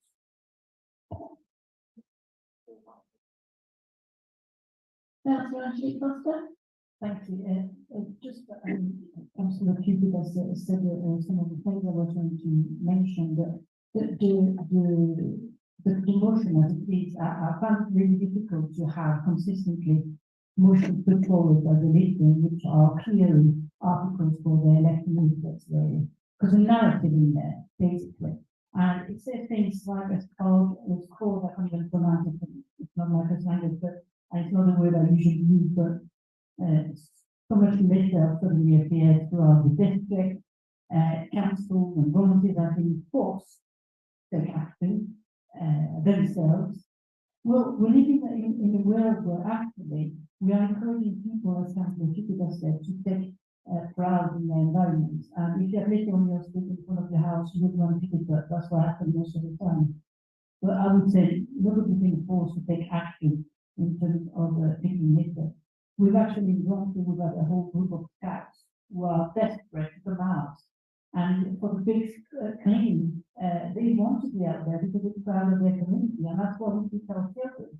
They're not being forced to do it.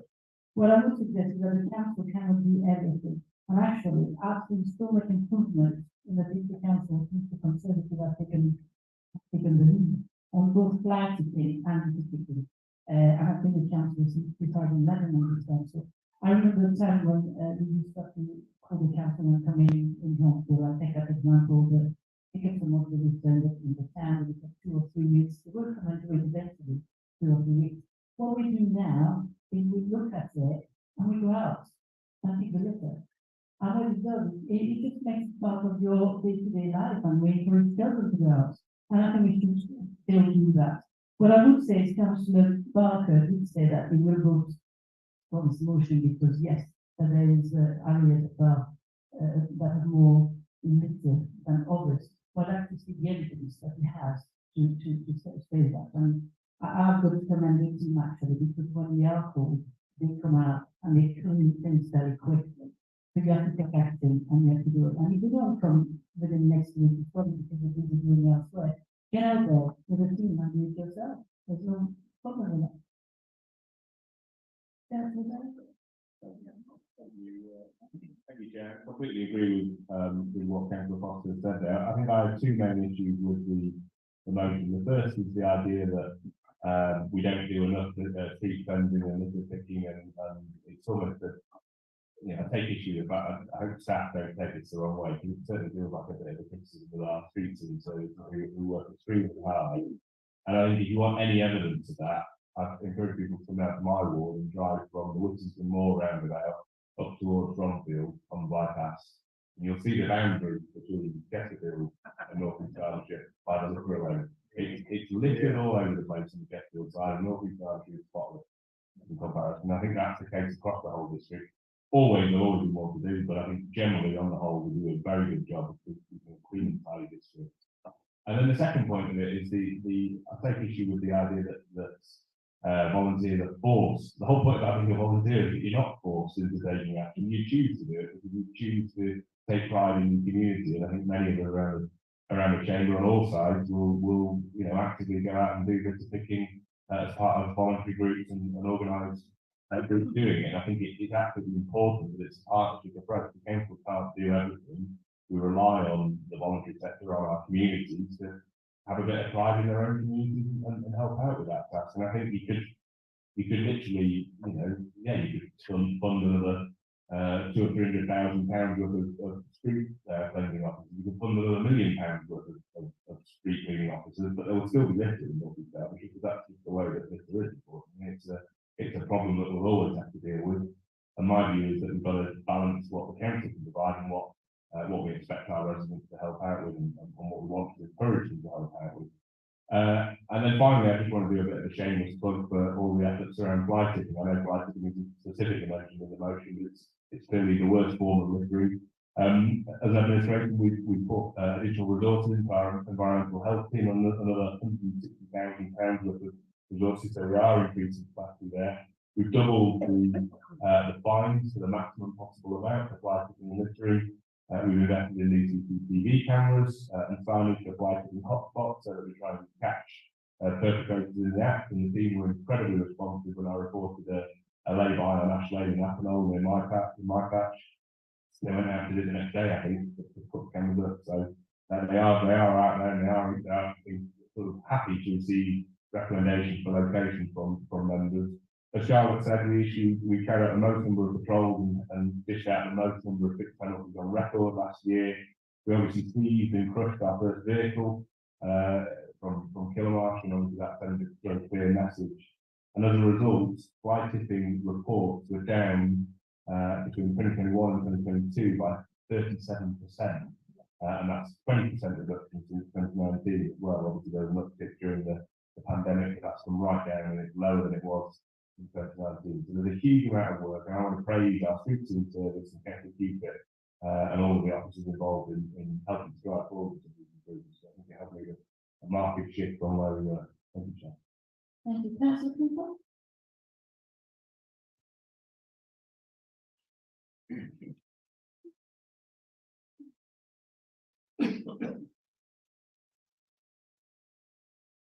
Thank you, Chair.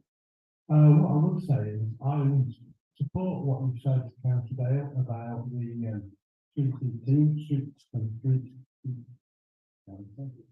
street team. I deal with them regularly. But what I would say, and I would invite you to come with me to the Aslan bypass, which cuts from North East Derbyshire to Chesterfield, and that is an absolutely great. I raised it with Street, and I understand the reason why we possibly can't do it straight away. But please come and have a look at that with me and see what you think about that. you will be sadly disappointed. Thank you. Thank you. Councillor Foster? Thank you, Chair. A lot of items have been said already by Councillor Foster and Councillor Dale, but I'm someone that goes out litter-picking, like many of us do. Speaking about my own town and litter-picking in Bromfield, I often litter-pick either Drag Lane or it might be the lay-by between Bromfield and Munster. Those are the places that people often go out and pick some litter. But I organised one the other day and we looked at where we would go. And I drove around the whole of Bromfield, and I'll be absolutely honest, there's hardly any litter anywhere in my town. Now, it's a great thing to stick your neck out and say that at a council meeting, but that's what I did. I drove around Bromfield and we found very, very, very little litter. So I can only commend our street scene services for the work they do. They've been absolutely fantastic. It's far cleaner than it's ever been, and that's why we won that award. Simple as that. Thank you, Chair. Thank you. Are there any other comments?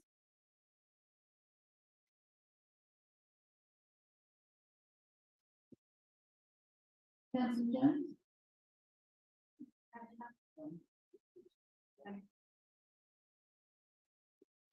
Thank you. I think one of the problems is I don't know how much that's it. No.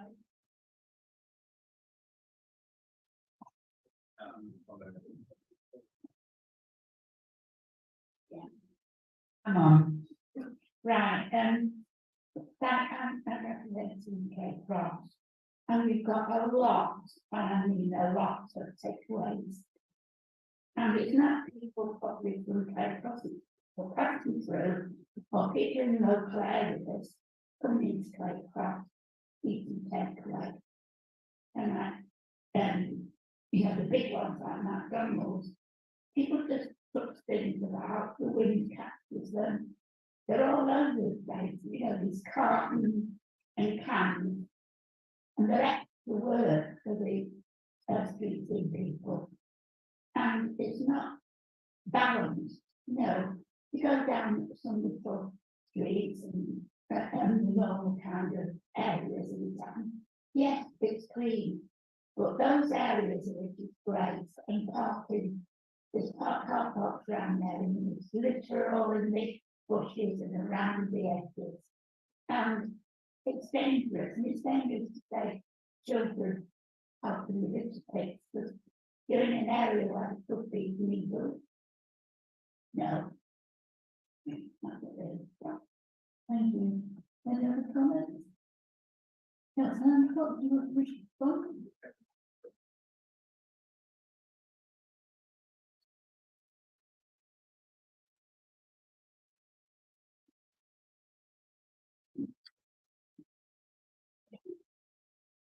Thank you, Chair. Yeah, I've got a couple of responses here, as I'm sure you can imagine. I am going to take issue with several members that, yet again, are trying to take this as a criticism on members of staff. No point does it say that. It's actually effectively saying that we're under-resourced. So I think rather than trying to strip it down and cause industrial relations, I think people need to actually read what's in front of them.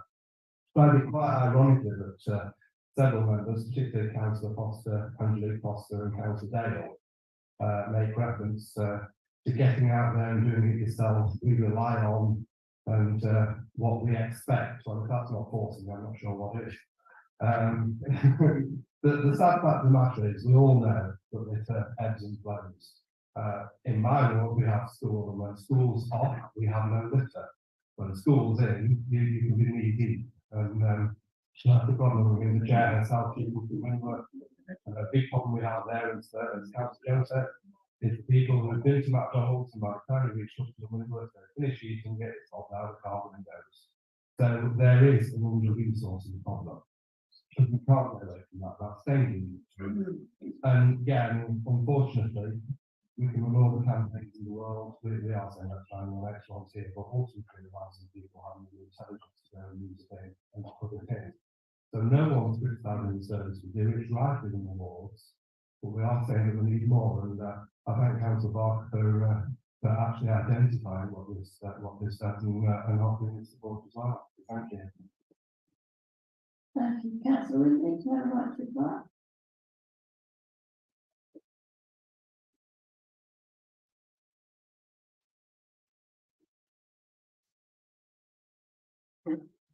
Yeah, thank you, Chair. Yes, it wasn't ever meant to be a slide on the street scene workforce that go out. It was just asking maybe for a bit more funding for them to go out and help a bit more. Since the last 8 years, as I've been involved with the parish council, this has increased in our village. It has had something to do with the fact that, yeah, we've got McDonald's in Claycross. Claycross is expanding, driving through, we're copying the stuff out of the car, and it's in our village. It blows about. It's factual. More residents are complaining about it than what they did 8 years ago. And people just don't want to live with it. They don't want it. And I, for one, certainly wouldn't want my child going out to listen again when there's risk of needles and gunshot. I just wouldn't want it. So I'm sorry, I stand by what I said in this. We do need some more sort of going in to help the parish council. Thank you, Chair. Thank you. Do we have a motion before us?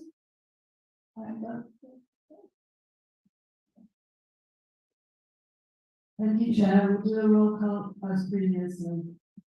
And I will start with Councillor Rock.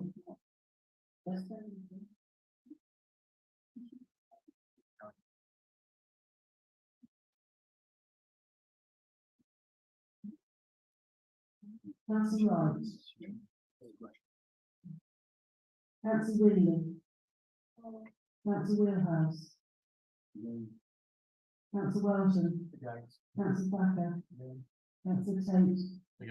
Councillor Stone. Councillor Strafford Stevenson. Councillor Chipman. Councillor Roth. Councillor Rouse. Councillor Rowe. Councillor Redwood. Councillor Powell. Councillor Potts. Councillor Platts. Councillor Pickering. Councillor Morley. Councillor Lilly. Councillor Liggett. Councillor Lewis. Councillor Lacey. Councillor Kerry. Councillor Kenyon.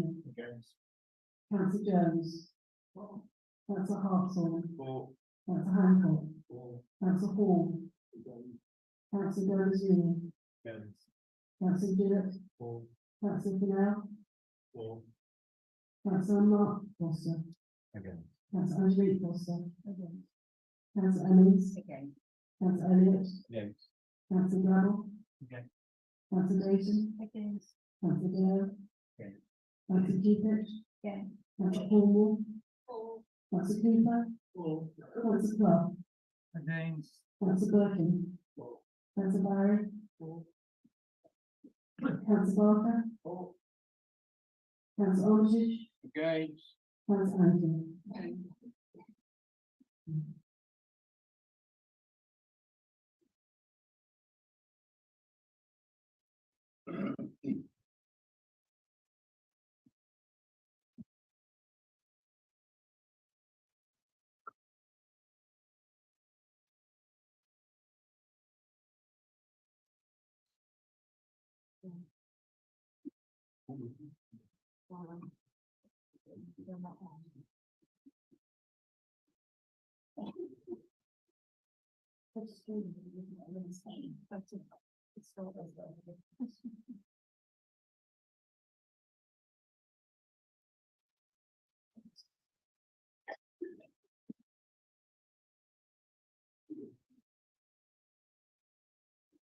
Okay, we have the result in 24, 27 against with no abstentions. The motion has been passed. This is the back of your party. You think that hasn't been my approval then?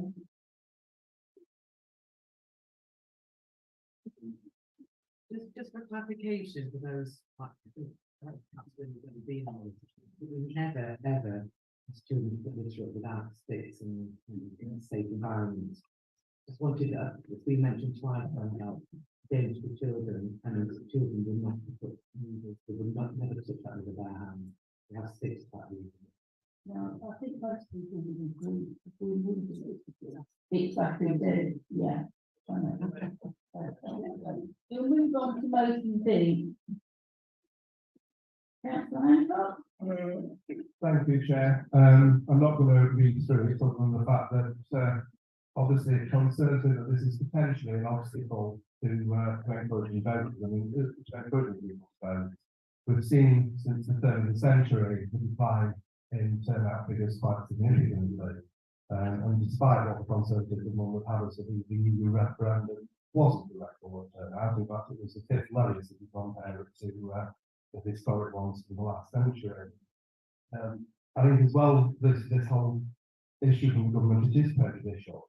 We have different criteria for different people, and yet you have the process of applying bus passes and oyster cars is the same irrespective of what age you are, but it's only allowed to be used if you're over a certain age, which again is very inconsistent in terms of their gatherings. So voter fraud isn't a big issue, it isn't a big thing in this country at all.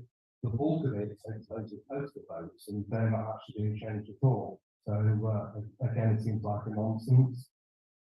There's an old saying that we all judge everyone by our own standards. So I think people who put this motion forward are judging everybody else in the country by theirs. Yeah, we're not going to change anything for this second election, but I do think we ought to express dissatisfaction to the government that it is a needless piece of legislation. It does run the risk of discouraging voters. Time will tell how many people get turned away, but in places where it was trialled, I think there were 4,000 votes that were actually lost because people turned to vote and then didn't actually have ID that they were turned away, which obviously is unacceptable. We need to make sure that as many people as possible exercise their right to vote, irrespective of who they vote for. So on that basis, I recommend this to council.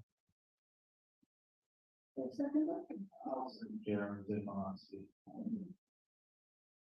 open the floor.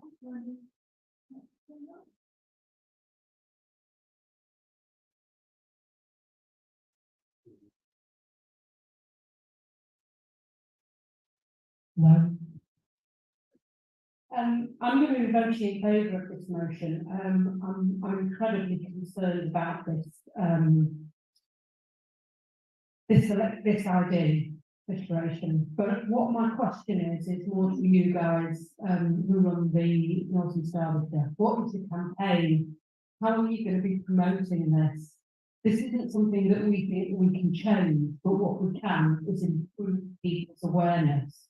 I go out into the community and don't hear about this.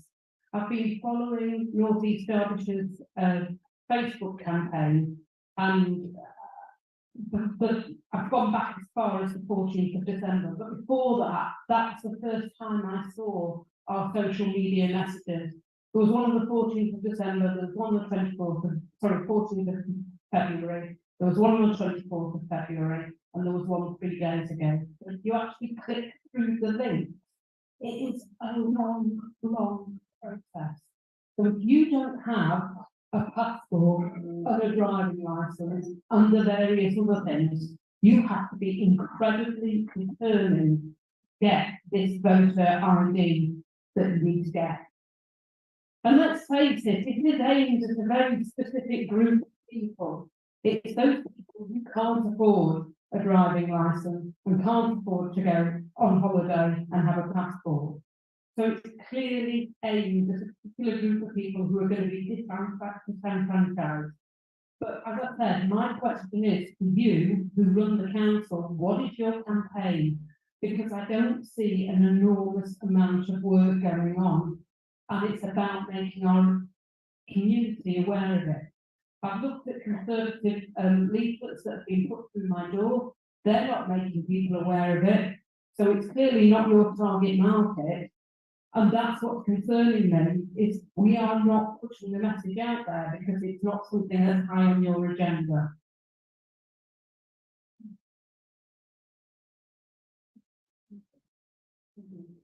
Thank you, Chair.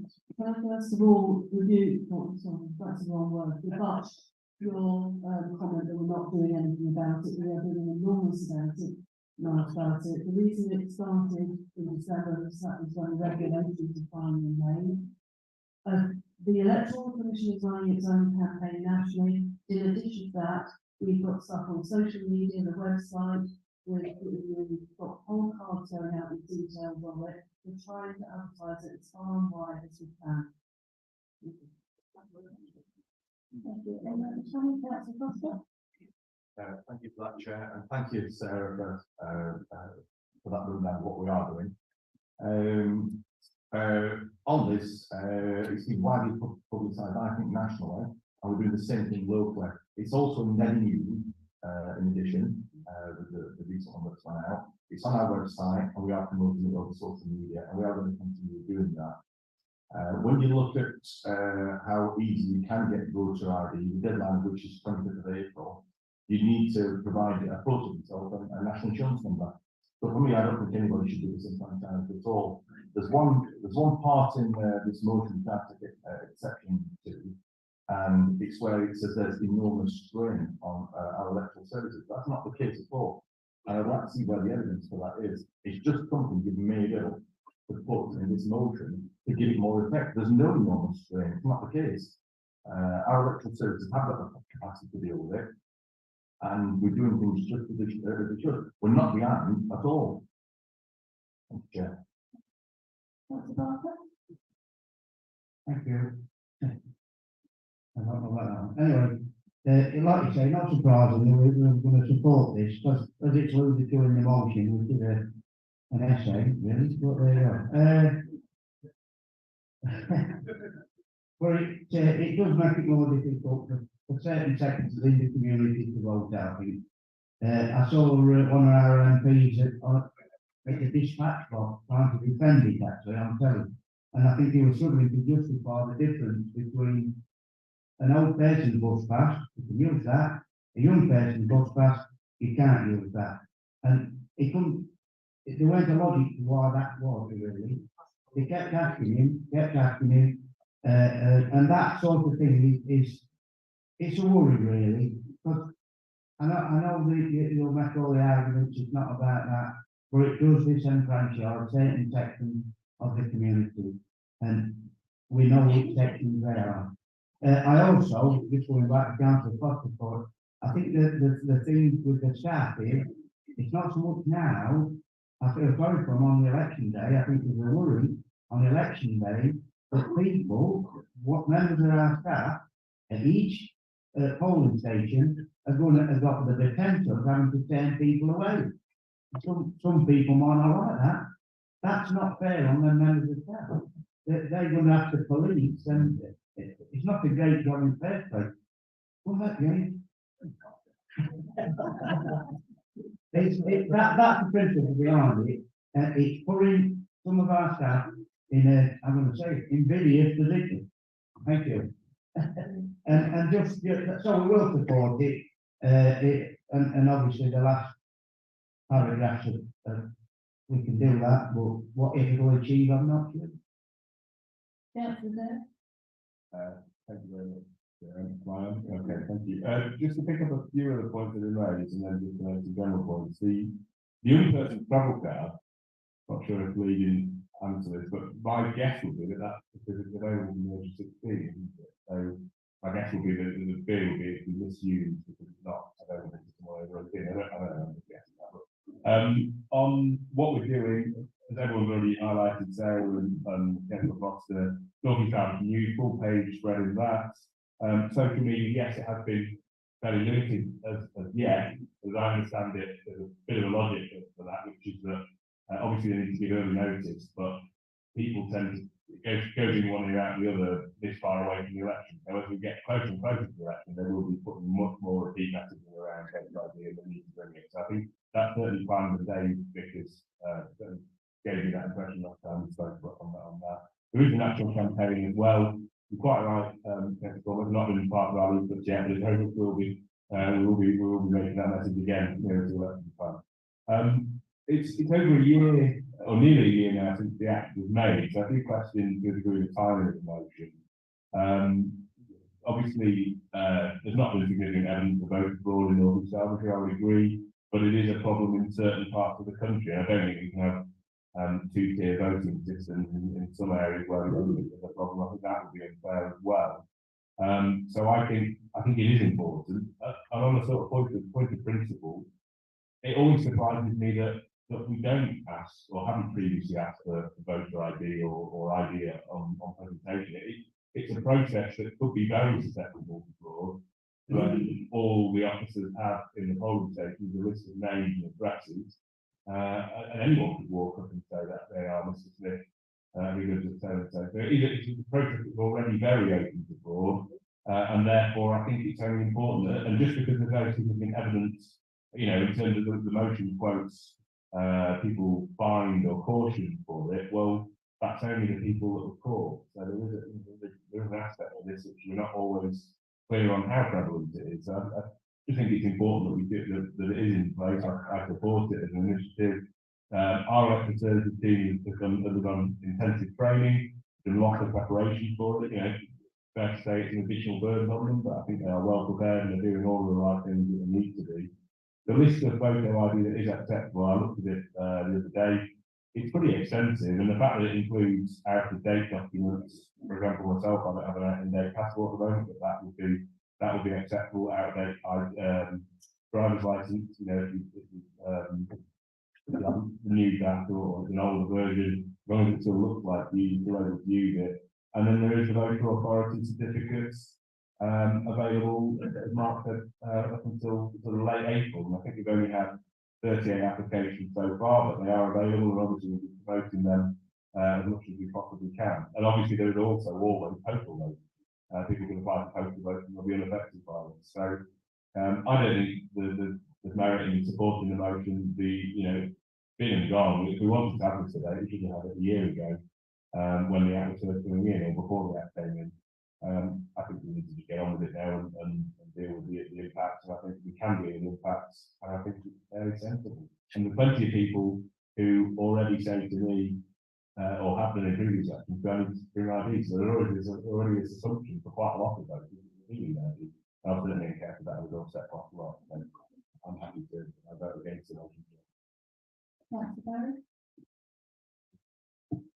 Thanks, Chair.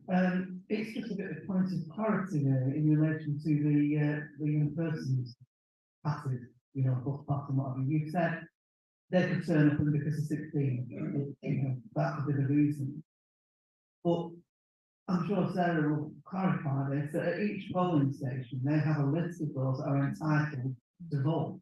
So if they are 16, they won't be on there. So therefore, that defeats that, doesn't it?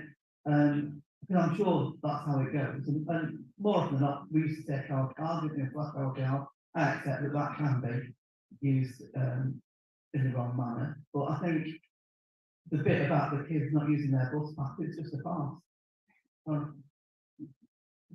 Any other questions? Comments? That's fine, Thank you, Chair.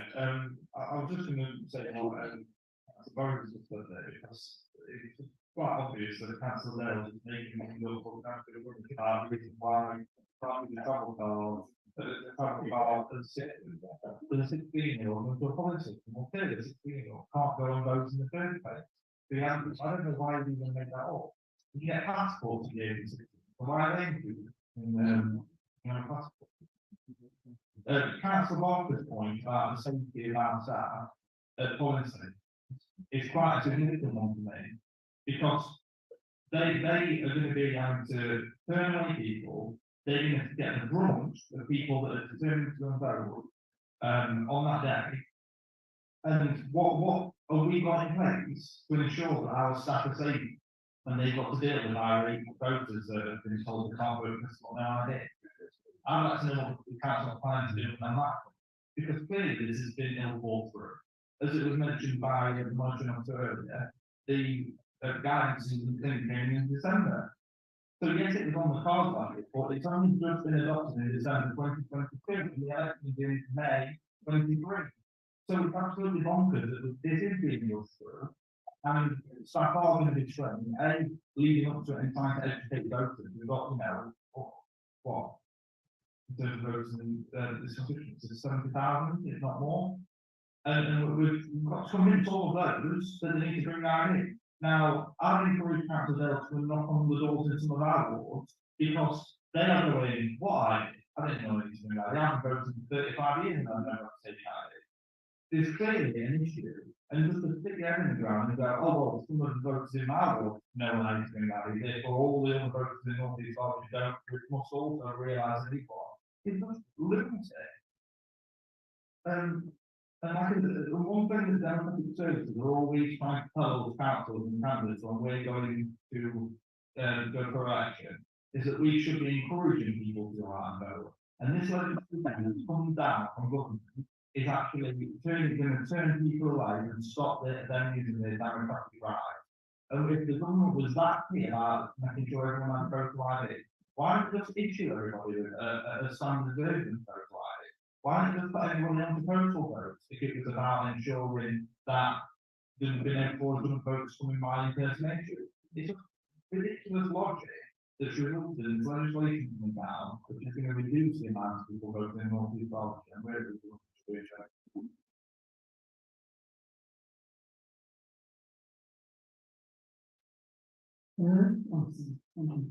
Just on the point of the caution what we're doing in terms of the polling stations, we are doing quite significant amounts. We're putting extra people on. We've got more polling inspectors going now. We've got more poll carts. We're obviously doing all the training we can, and it is a standard instruction because you can have instruction to polling stations for all sorts of reasons. It's not just like to be related to voter ID. So the standing instruction is for the providing officer and with the police if there's a real problem. And we do talk to the police in advance, all arranged. There are several police who are dealing with the election stuff on the day. And I'm sure there'll be other things that my electoral services manager here could outline for you. But that's the basics. We are taking it very seriously as we always do. Any other comments? No? Councillor Hall?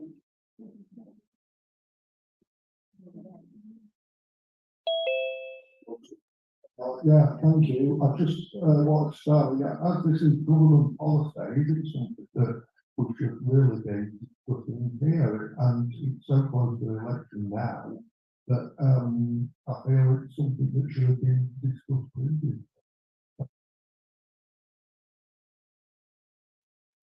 Thank you. What do you like to reply? Thank you, Chair. I'm actually just going to give council a date or warning. Please don't tell anyone to go in with an out of date driving license, that is £1,000 fine and they won't thank you. It is actually illegal to have an out of date driving license. Yeah, you have to never drive, but you would be a What is you can use an out-of-date driving license for voting as voter ID. That's nothing to do with whether you use it to drive or not, which there may well be a fine. You can use an out-of-date driving license as your voter ID.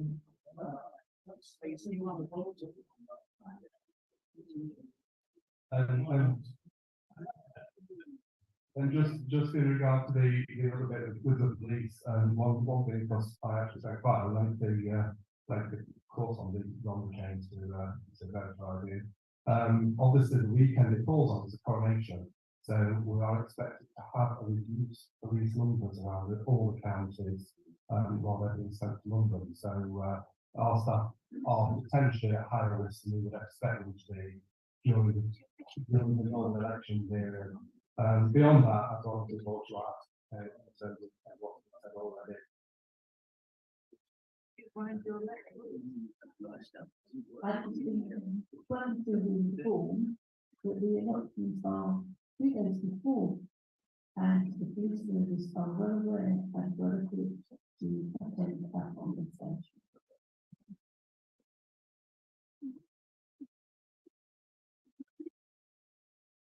If there's no further debate, we'll move it to the vote. Thank you, Chair. As before, starting at the end, Councillor Wright. Councillor Winley. Councillor Wheelhouse. Councillor Welton. Councillor Backer. Councillor Tate. Against. Councillor Stone. Councillor Strafford Stevenson. Against. Councillor Shipman. For. Councillor Rough. Councillor Rouse. Councillor Rowe. Against. Councillor Rennie.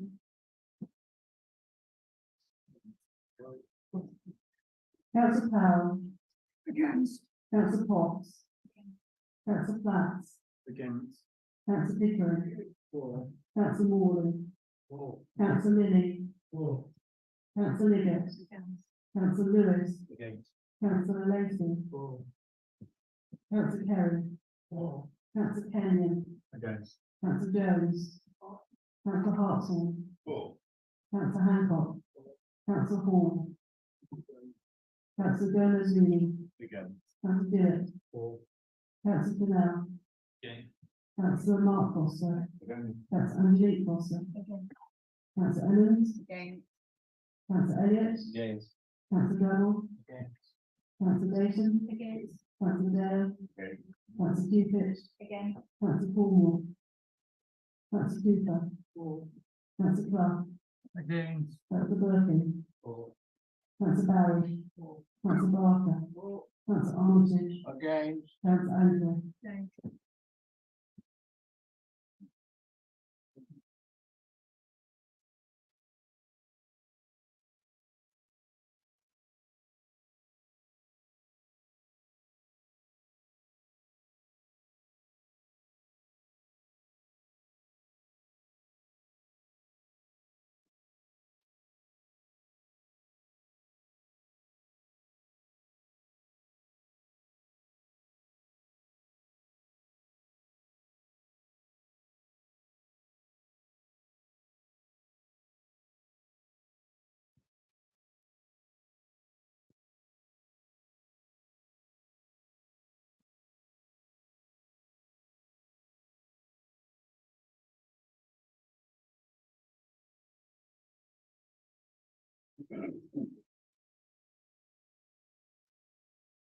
We have the results in, and the motion has been disputed. The result was 18 for, 29 against, and 0 abstention. Move on to the final motion, which is being put forward by Councillor Shipman. Thank you, Chair. To be honest, unfortunately, I haven't really back here because it was supposed to be the date they were under the last issue of council. Unfortunately, the lady who pulled it at the very last second, when it looked like that I was going to amend it to say what it was now. As you all know, every time we assign chairs to the committees, it's an issue we've raised for the last 4 years, that we think it should be opposition chairs, particularly on the scrutiny committees. But when they were put forward this discussion at last meeting, I did work with the monitoring officer, governance, assistant director, governance, to look at what things we could do to make it a fair system based on proportionality of elected councillors. And the numbers and the kind of the example used is what was provided by Sarah when we was on the discussion and find out what options would be suitable, and something that we could potentially try in the constitution, so that no matter what the make is, this is what it will look, that proportionality will be implemented across the communities like this. And I think that we should all look long term as to how that's done, rather than looking at this in the short term and perhaps thinking what the council may look like after the election. Some councils have probably done with this when it was coming forward last time. So based on everything there, I would ask that, like I say, people do support this and look at actually how it could be encouraged that part of working, particularly on committees, which you can put decent job in this council and working for part. But I think just sharing some of the chairs and vice chairs around will go a little bit more to encourage that part of working to be all through. Thank you, Chair. Thank you, Councillor Barker. Who's seconding? I'm ahead of myself. I'll second the so right to speak. Thank you. Now it's your turn. Thank you, Chair. As you know, at the last meeting, because we brought that, because we are keen to bring in some sort of proportionality in some form or other, but not this. It's, you know, it's, for one thing, rounding it 0.4 up to 1. I don't know, I never did that in math.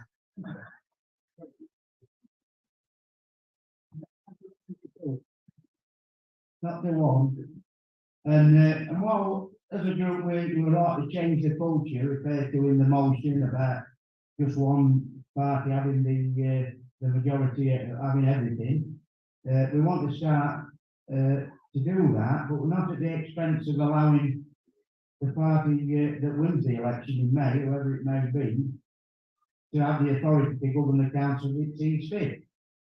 We will come back to that, I'm sure, depending after the election, how that all pans out. But this, what you've come up with, Ross, well, whoever's rounded that up and rounded other things down, it don't make sense. And also, anyway, I'll leave it at that. We're not supporting that motion. Thank you. Any other comments? Councillor Hall?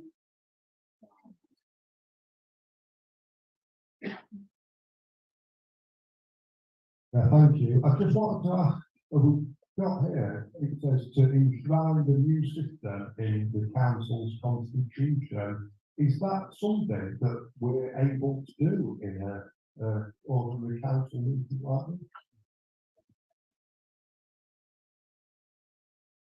Well, yes, there's no reason why you can't make a change to the constitution. It's not good practice, and we try to do it once a year. Obviously, for managing business of constitution details, but yes, you can do it. Councillor You, Chair, I frankly find myself in violent agreement with Councillor Barker on this. The 0.4 rounded up to 1 is even worse when you look at our 0.43 that rounded down to nothing. So, yeah. I know that it's not good skill calculation, careful. Yeah, I mean, very close to elections now. There's only 8 meetings left of all the committees as I understand it. And I don't think it's fair to tie any future second councillors in the next term of office to this. I think it's for whoever wins the election to work that out. Yeah, I think that's the best way of dealing with it. We'll do it again in the new administration. And go for it then. Thank you, Councillor Foster. Yeah, thank you, Chair. Yeah, I have the same concerns about the point 4. It's an obvious one. I think we all spotted that. Yeah, whatever happens in May, it may well be that, you know, there's some sort of power that's shared in the future. I've got that. If we are going to do something like that, then that does happen in May. I would say if you are going to share any power, or we are going to share any power, we don't share the finance part with other Dems.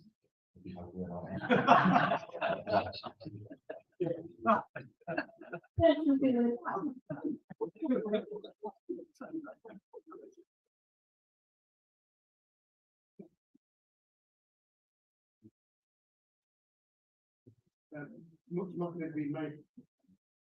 Much mockery has been made of this fact, and quite right too. And I think the point 4 is just put one of the issues with this forum. You know, I've been here 8 months-ish, and I think there are cultures should be acknowledged, and I am sympathetic to change. I think it does need change, because the more members are involved and the more challenge that takes place, the better the authority overall.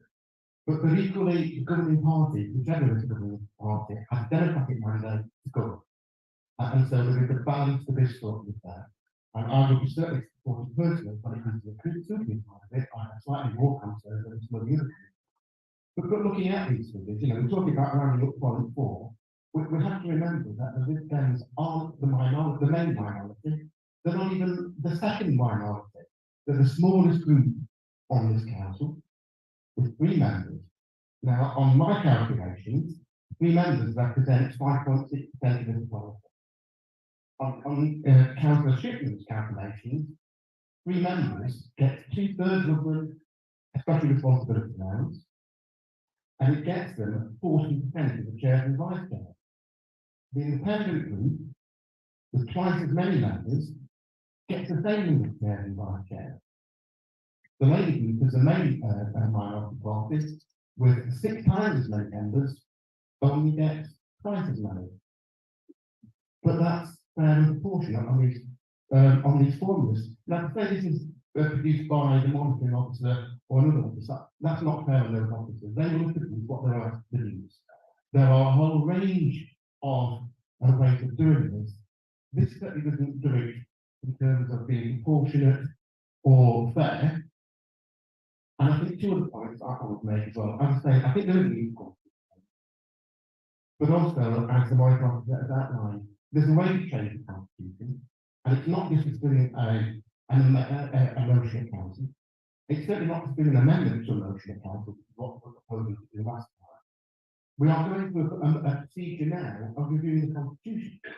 I attended a meeting last month to discuss it, the litigation. There's a meeting tomorrow when we'll be discussing it.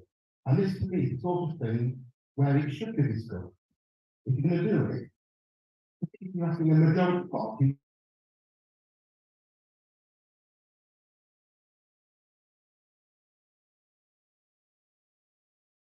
parties will act responsibly and not misuse it for part of its advantage and nuisance causing all the time. And I think that's got to be borne in mind. And I would suggest to the Lib Dems that they've got 8 weeks or so before the next election, but not on reflect on that.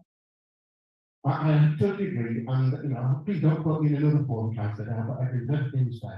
And I don't think I've ever done that in 6 to 8 years or whatever. We have an election committee. The electorate needs to speak there before we do any of it. We'll then come back in 2 months' time or whatever it is, and whatever the new makeup of this council, they will decide what the outcome should be. But to bring forward a motion that you say is proportionate and fair, and does the complete opposite, I'm not prepared to support that. Councillor Patrick? Thank you, Chair. I feel duty bound to speak because I've been saying the same point for the last 15 years. Mine's not a recent point. But those who've been on a long time know I've always talked about this. So I agree with Councillor Gillett, which is a rarity as we know as well. But to say that it's about cultural change and accepting it, I wish the Labour group had been accepting of that in 2007 and beyond, because say it's about giving away power and giving power responsibly. Well, thanks very much, because that tells us that for all these years we don't think that we've had any responsible approaches. To me, it isn't about giving power, it's about those committees that should be dealt with as apolitical. And scrutiny is one of those committees where I feel very strongly we should be apolitical in our approaches. In fact, scrutiny one of our factors pretty much are apolitical bodies. And therefore, signalling that chairs and vice chairs can be from any party proportionally says that we value that committee as apolitical. Same for licensing. And I think sometimes when we sat on licensing committees, and there are people who ought to be in the chair who have a bit more knowledge, experience, or whatever, who've not been given that chair just because they're a Tory or just because they're something else. Doesn't feel right to me. And the one I felt very, very strongly about for many years is the civic role. I always believe that a chair or a mayor is an apolitical person representing every single member in the chamber, regardless of your politics.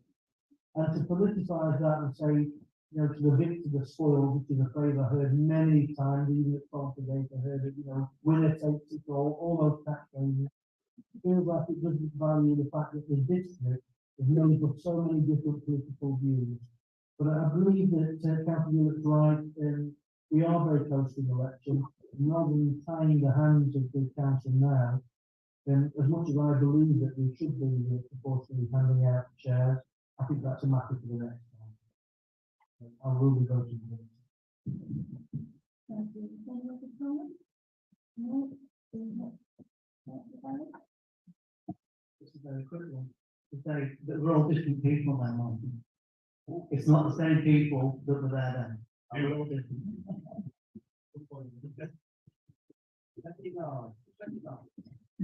One day.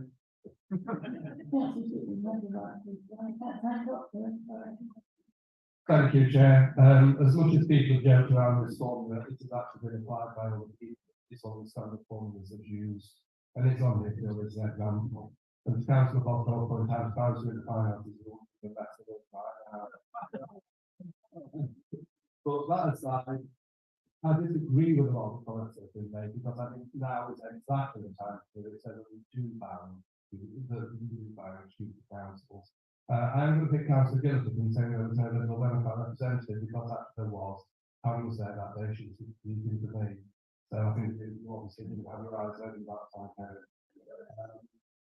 I'm going to back up entirely what Martin said, because I say in opposition with both the Conservatives being in opposition and Labour being in opposition. Unfortunately, I've seen two sides of the same coin. We've had one party that was in power, and the Tories and Martin Wright did campaign for many, many years, saying no, which chairs of the chair of the council should be shared. Unfortunately, when the Tories got into power, they did exactly the same they did. And I think we had one incident where Council Barry was vice chair for 1 year on planning, wasn't she, member service, who actually wants to there. In terms of Nigel, well, most of the faces are looking pretty much the same, Nigel. So, yeah, you might be telling new faces, but I'm recognising most of the people on spot.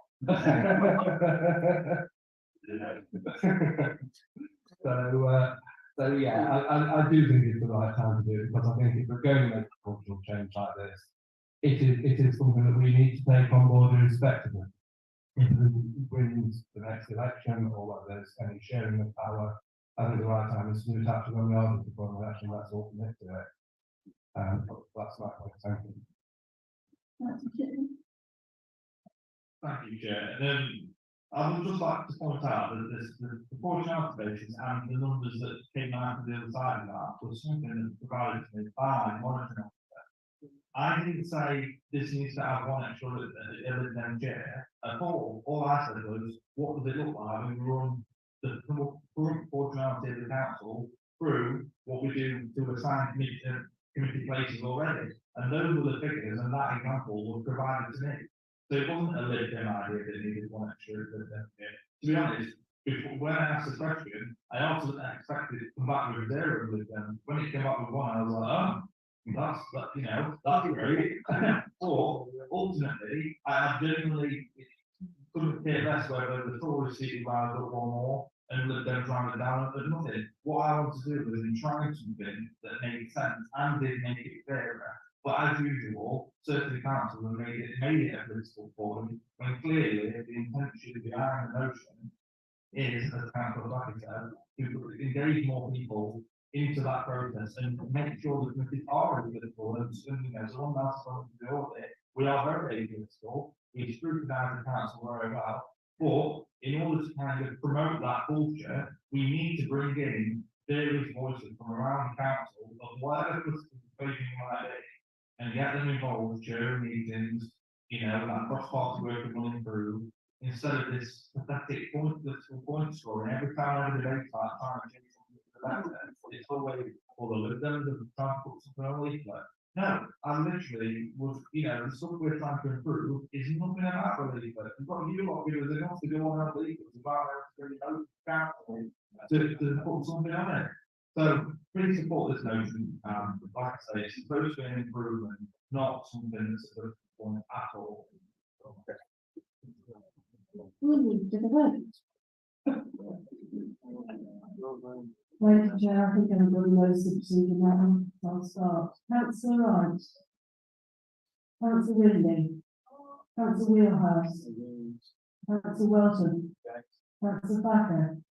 Councillor Tate. Councillor Stone. Councillor Strafford Stevenson. Councillor Shipman. Councillor Love. Again. Councillor Rouse. Councillor Rowe. Again. Councillor Rennick. Councillor Powell. Councillor Fox. Councillor Platts. Councillor Pickering. Councillor Morley.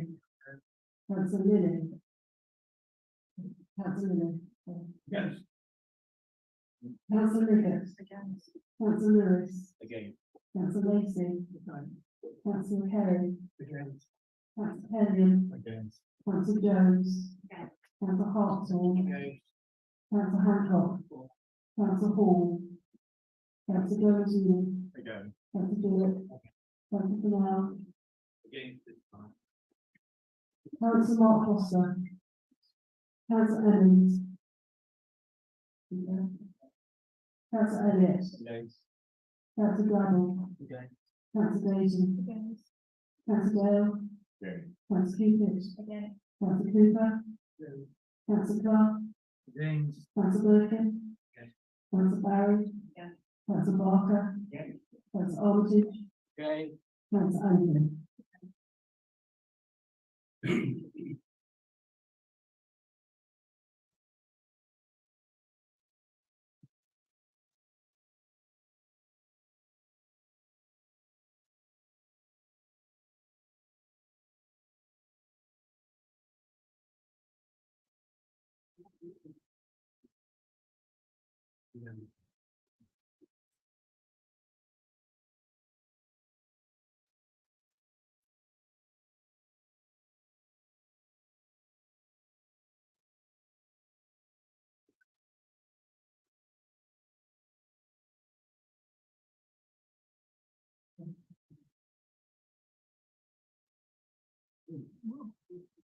Okay, the score for you. The motion was defeated and the result was 3 for, 40 against and no abstention.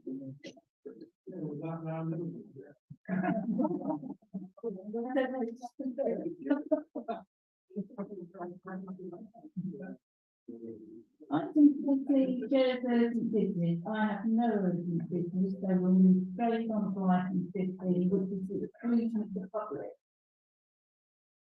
I move that the public be excluded from the meeting during the discussion of the following item of business to avoid the disclosure to them of exempt information as defined in paragraphs 1 and 2 of part 1 of Schedule 12A, the Local Government Act 1972, as amended by the Local Government Access to Information Variation Order 2006. Thank you. Everybody happy with that? Just a show of hands. Thank you.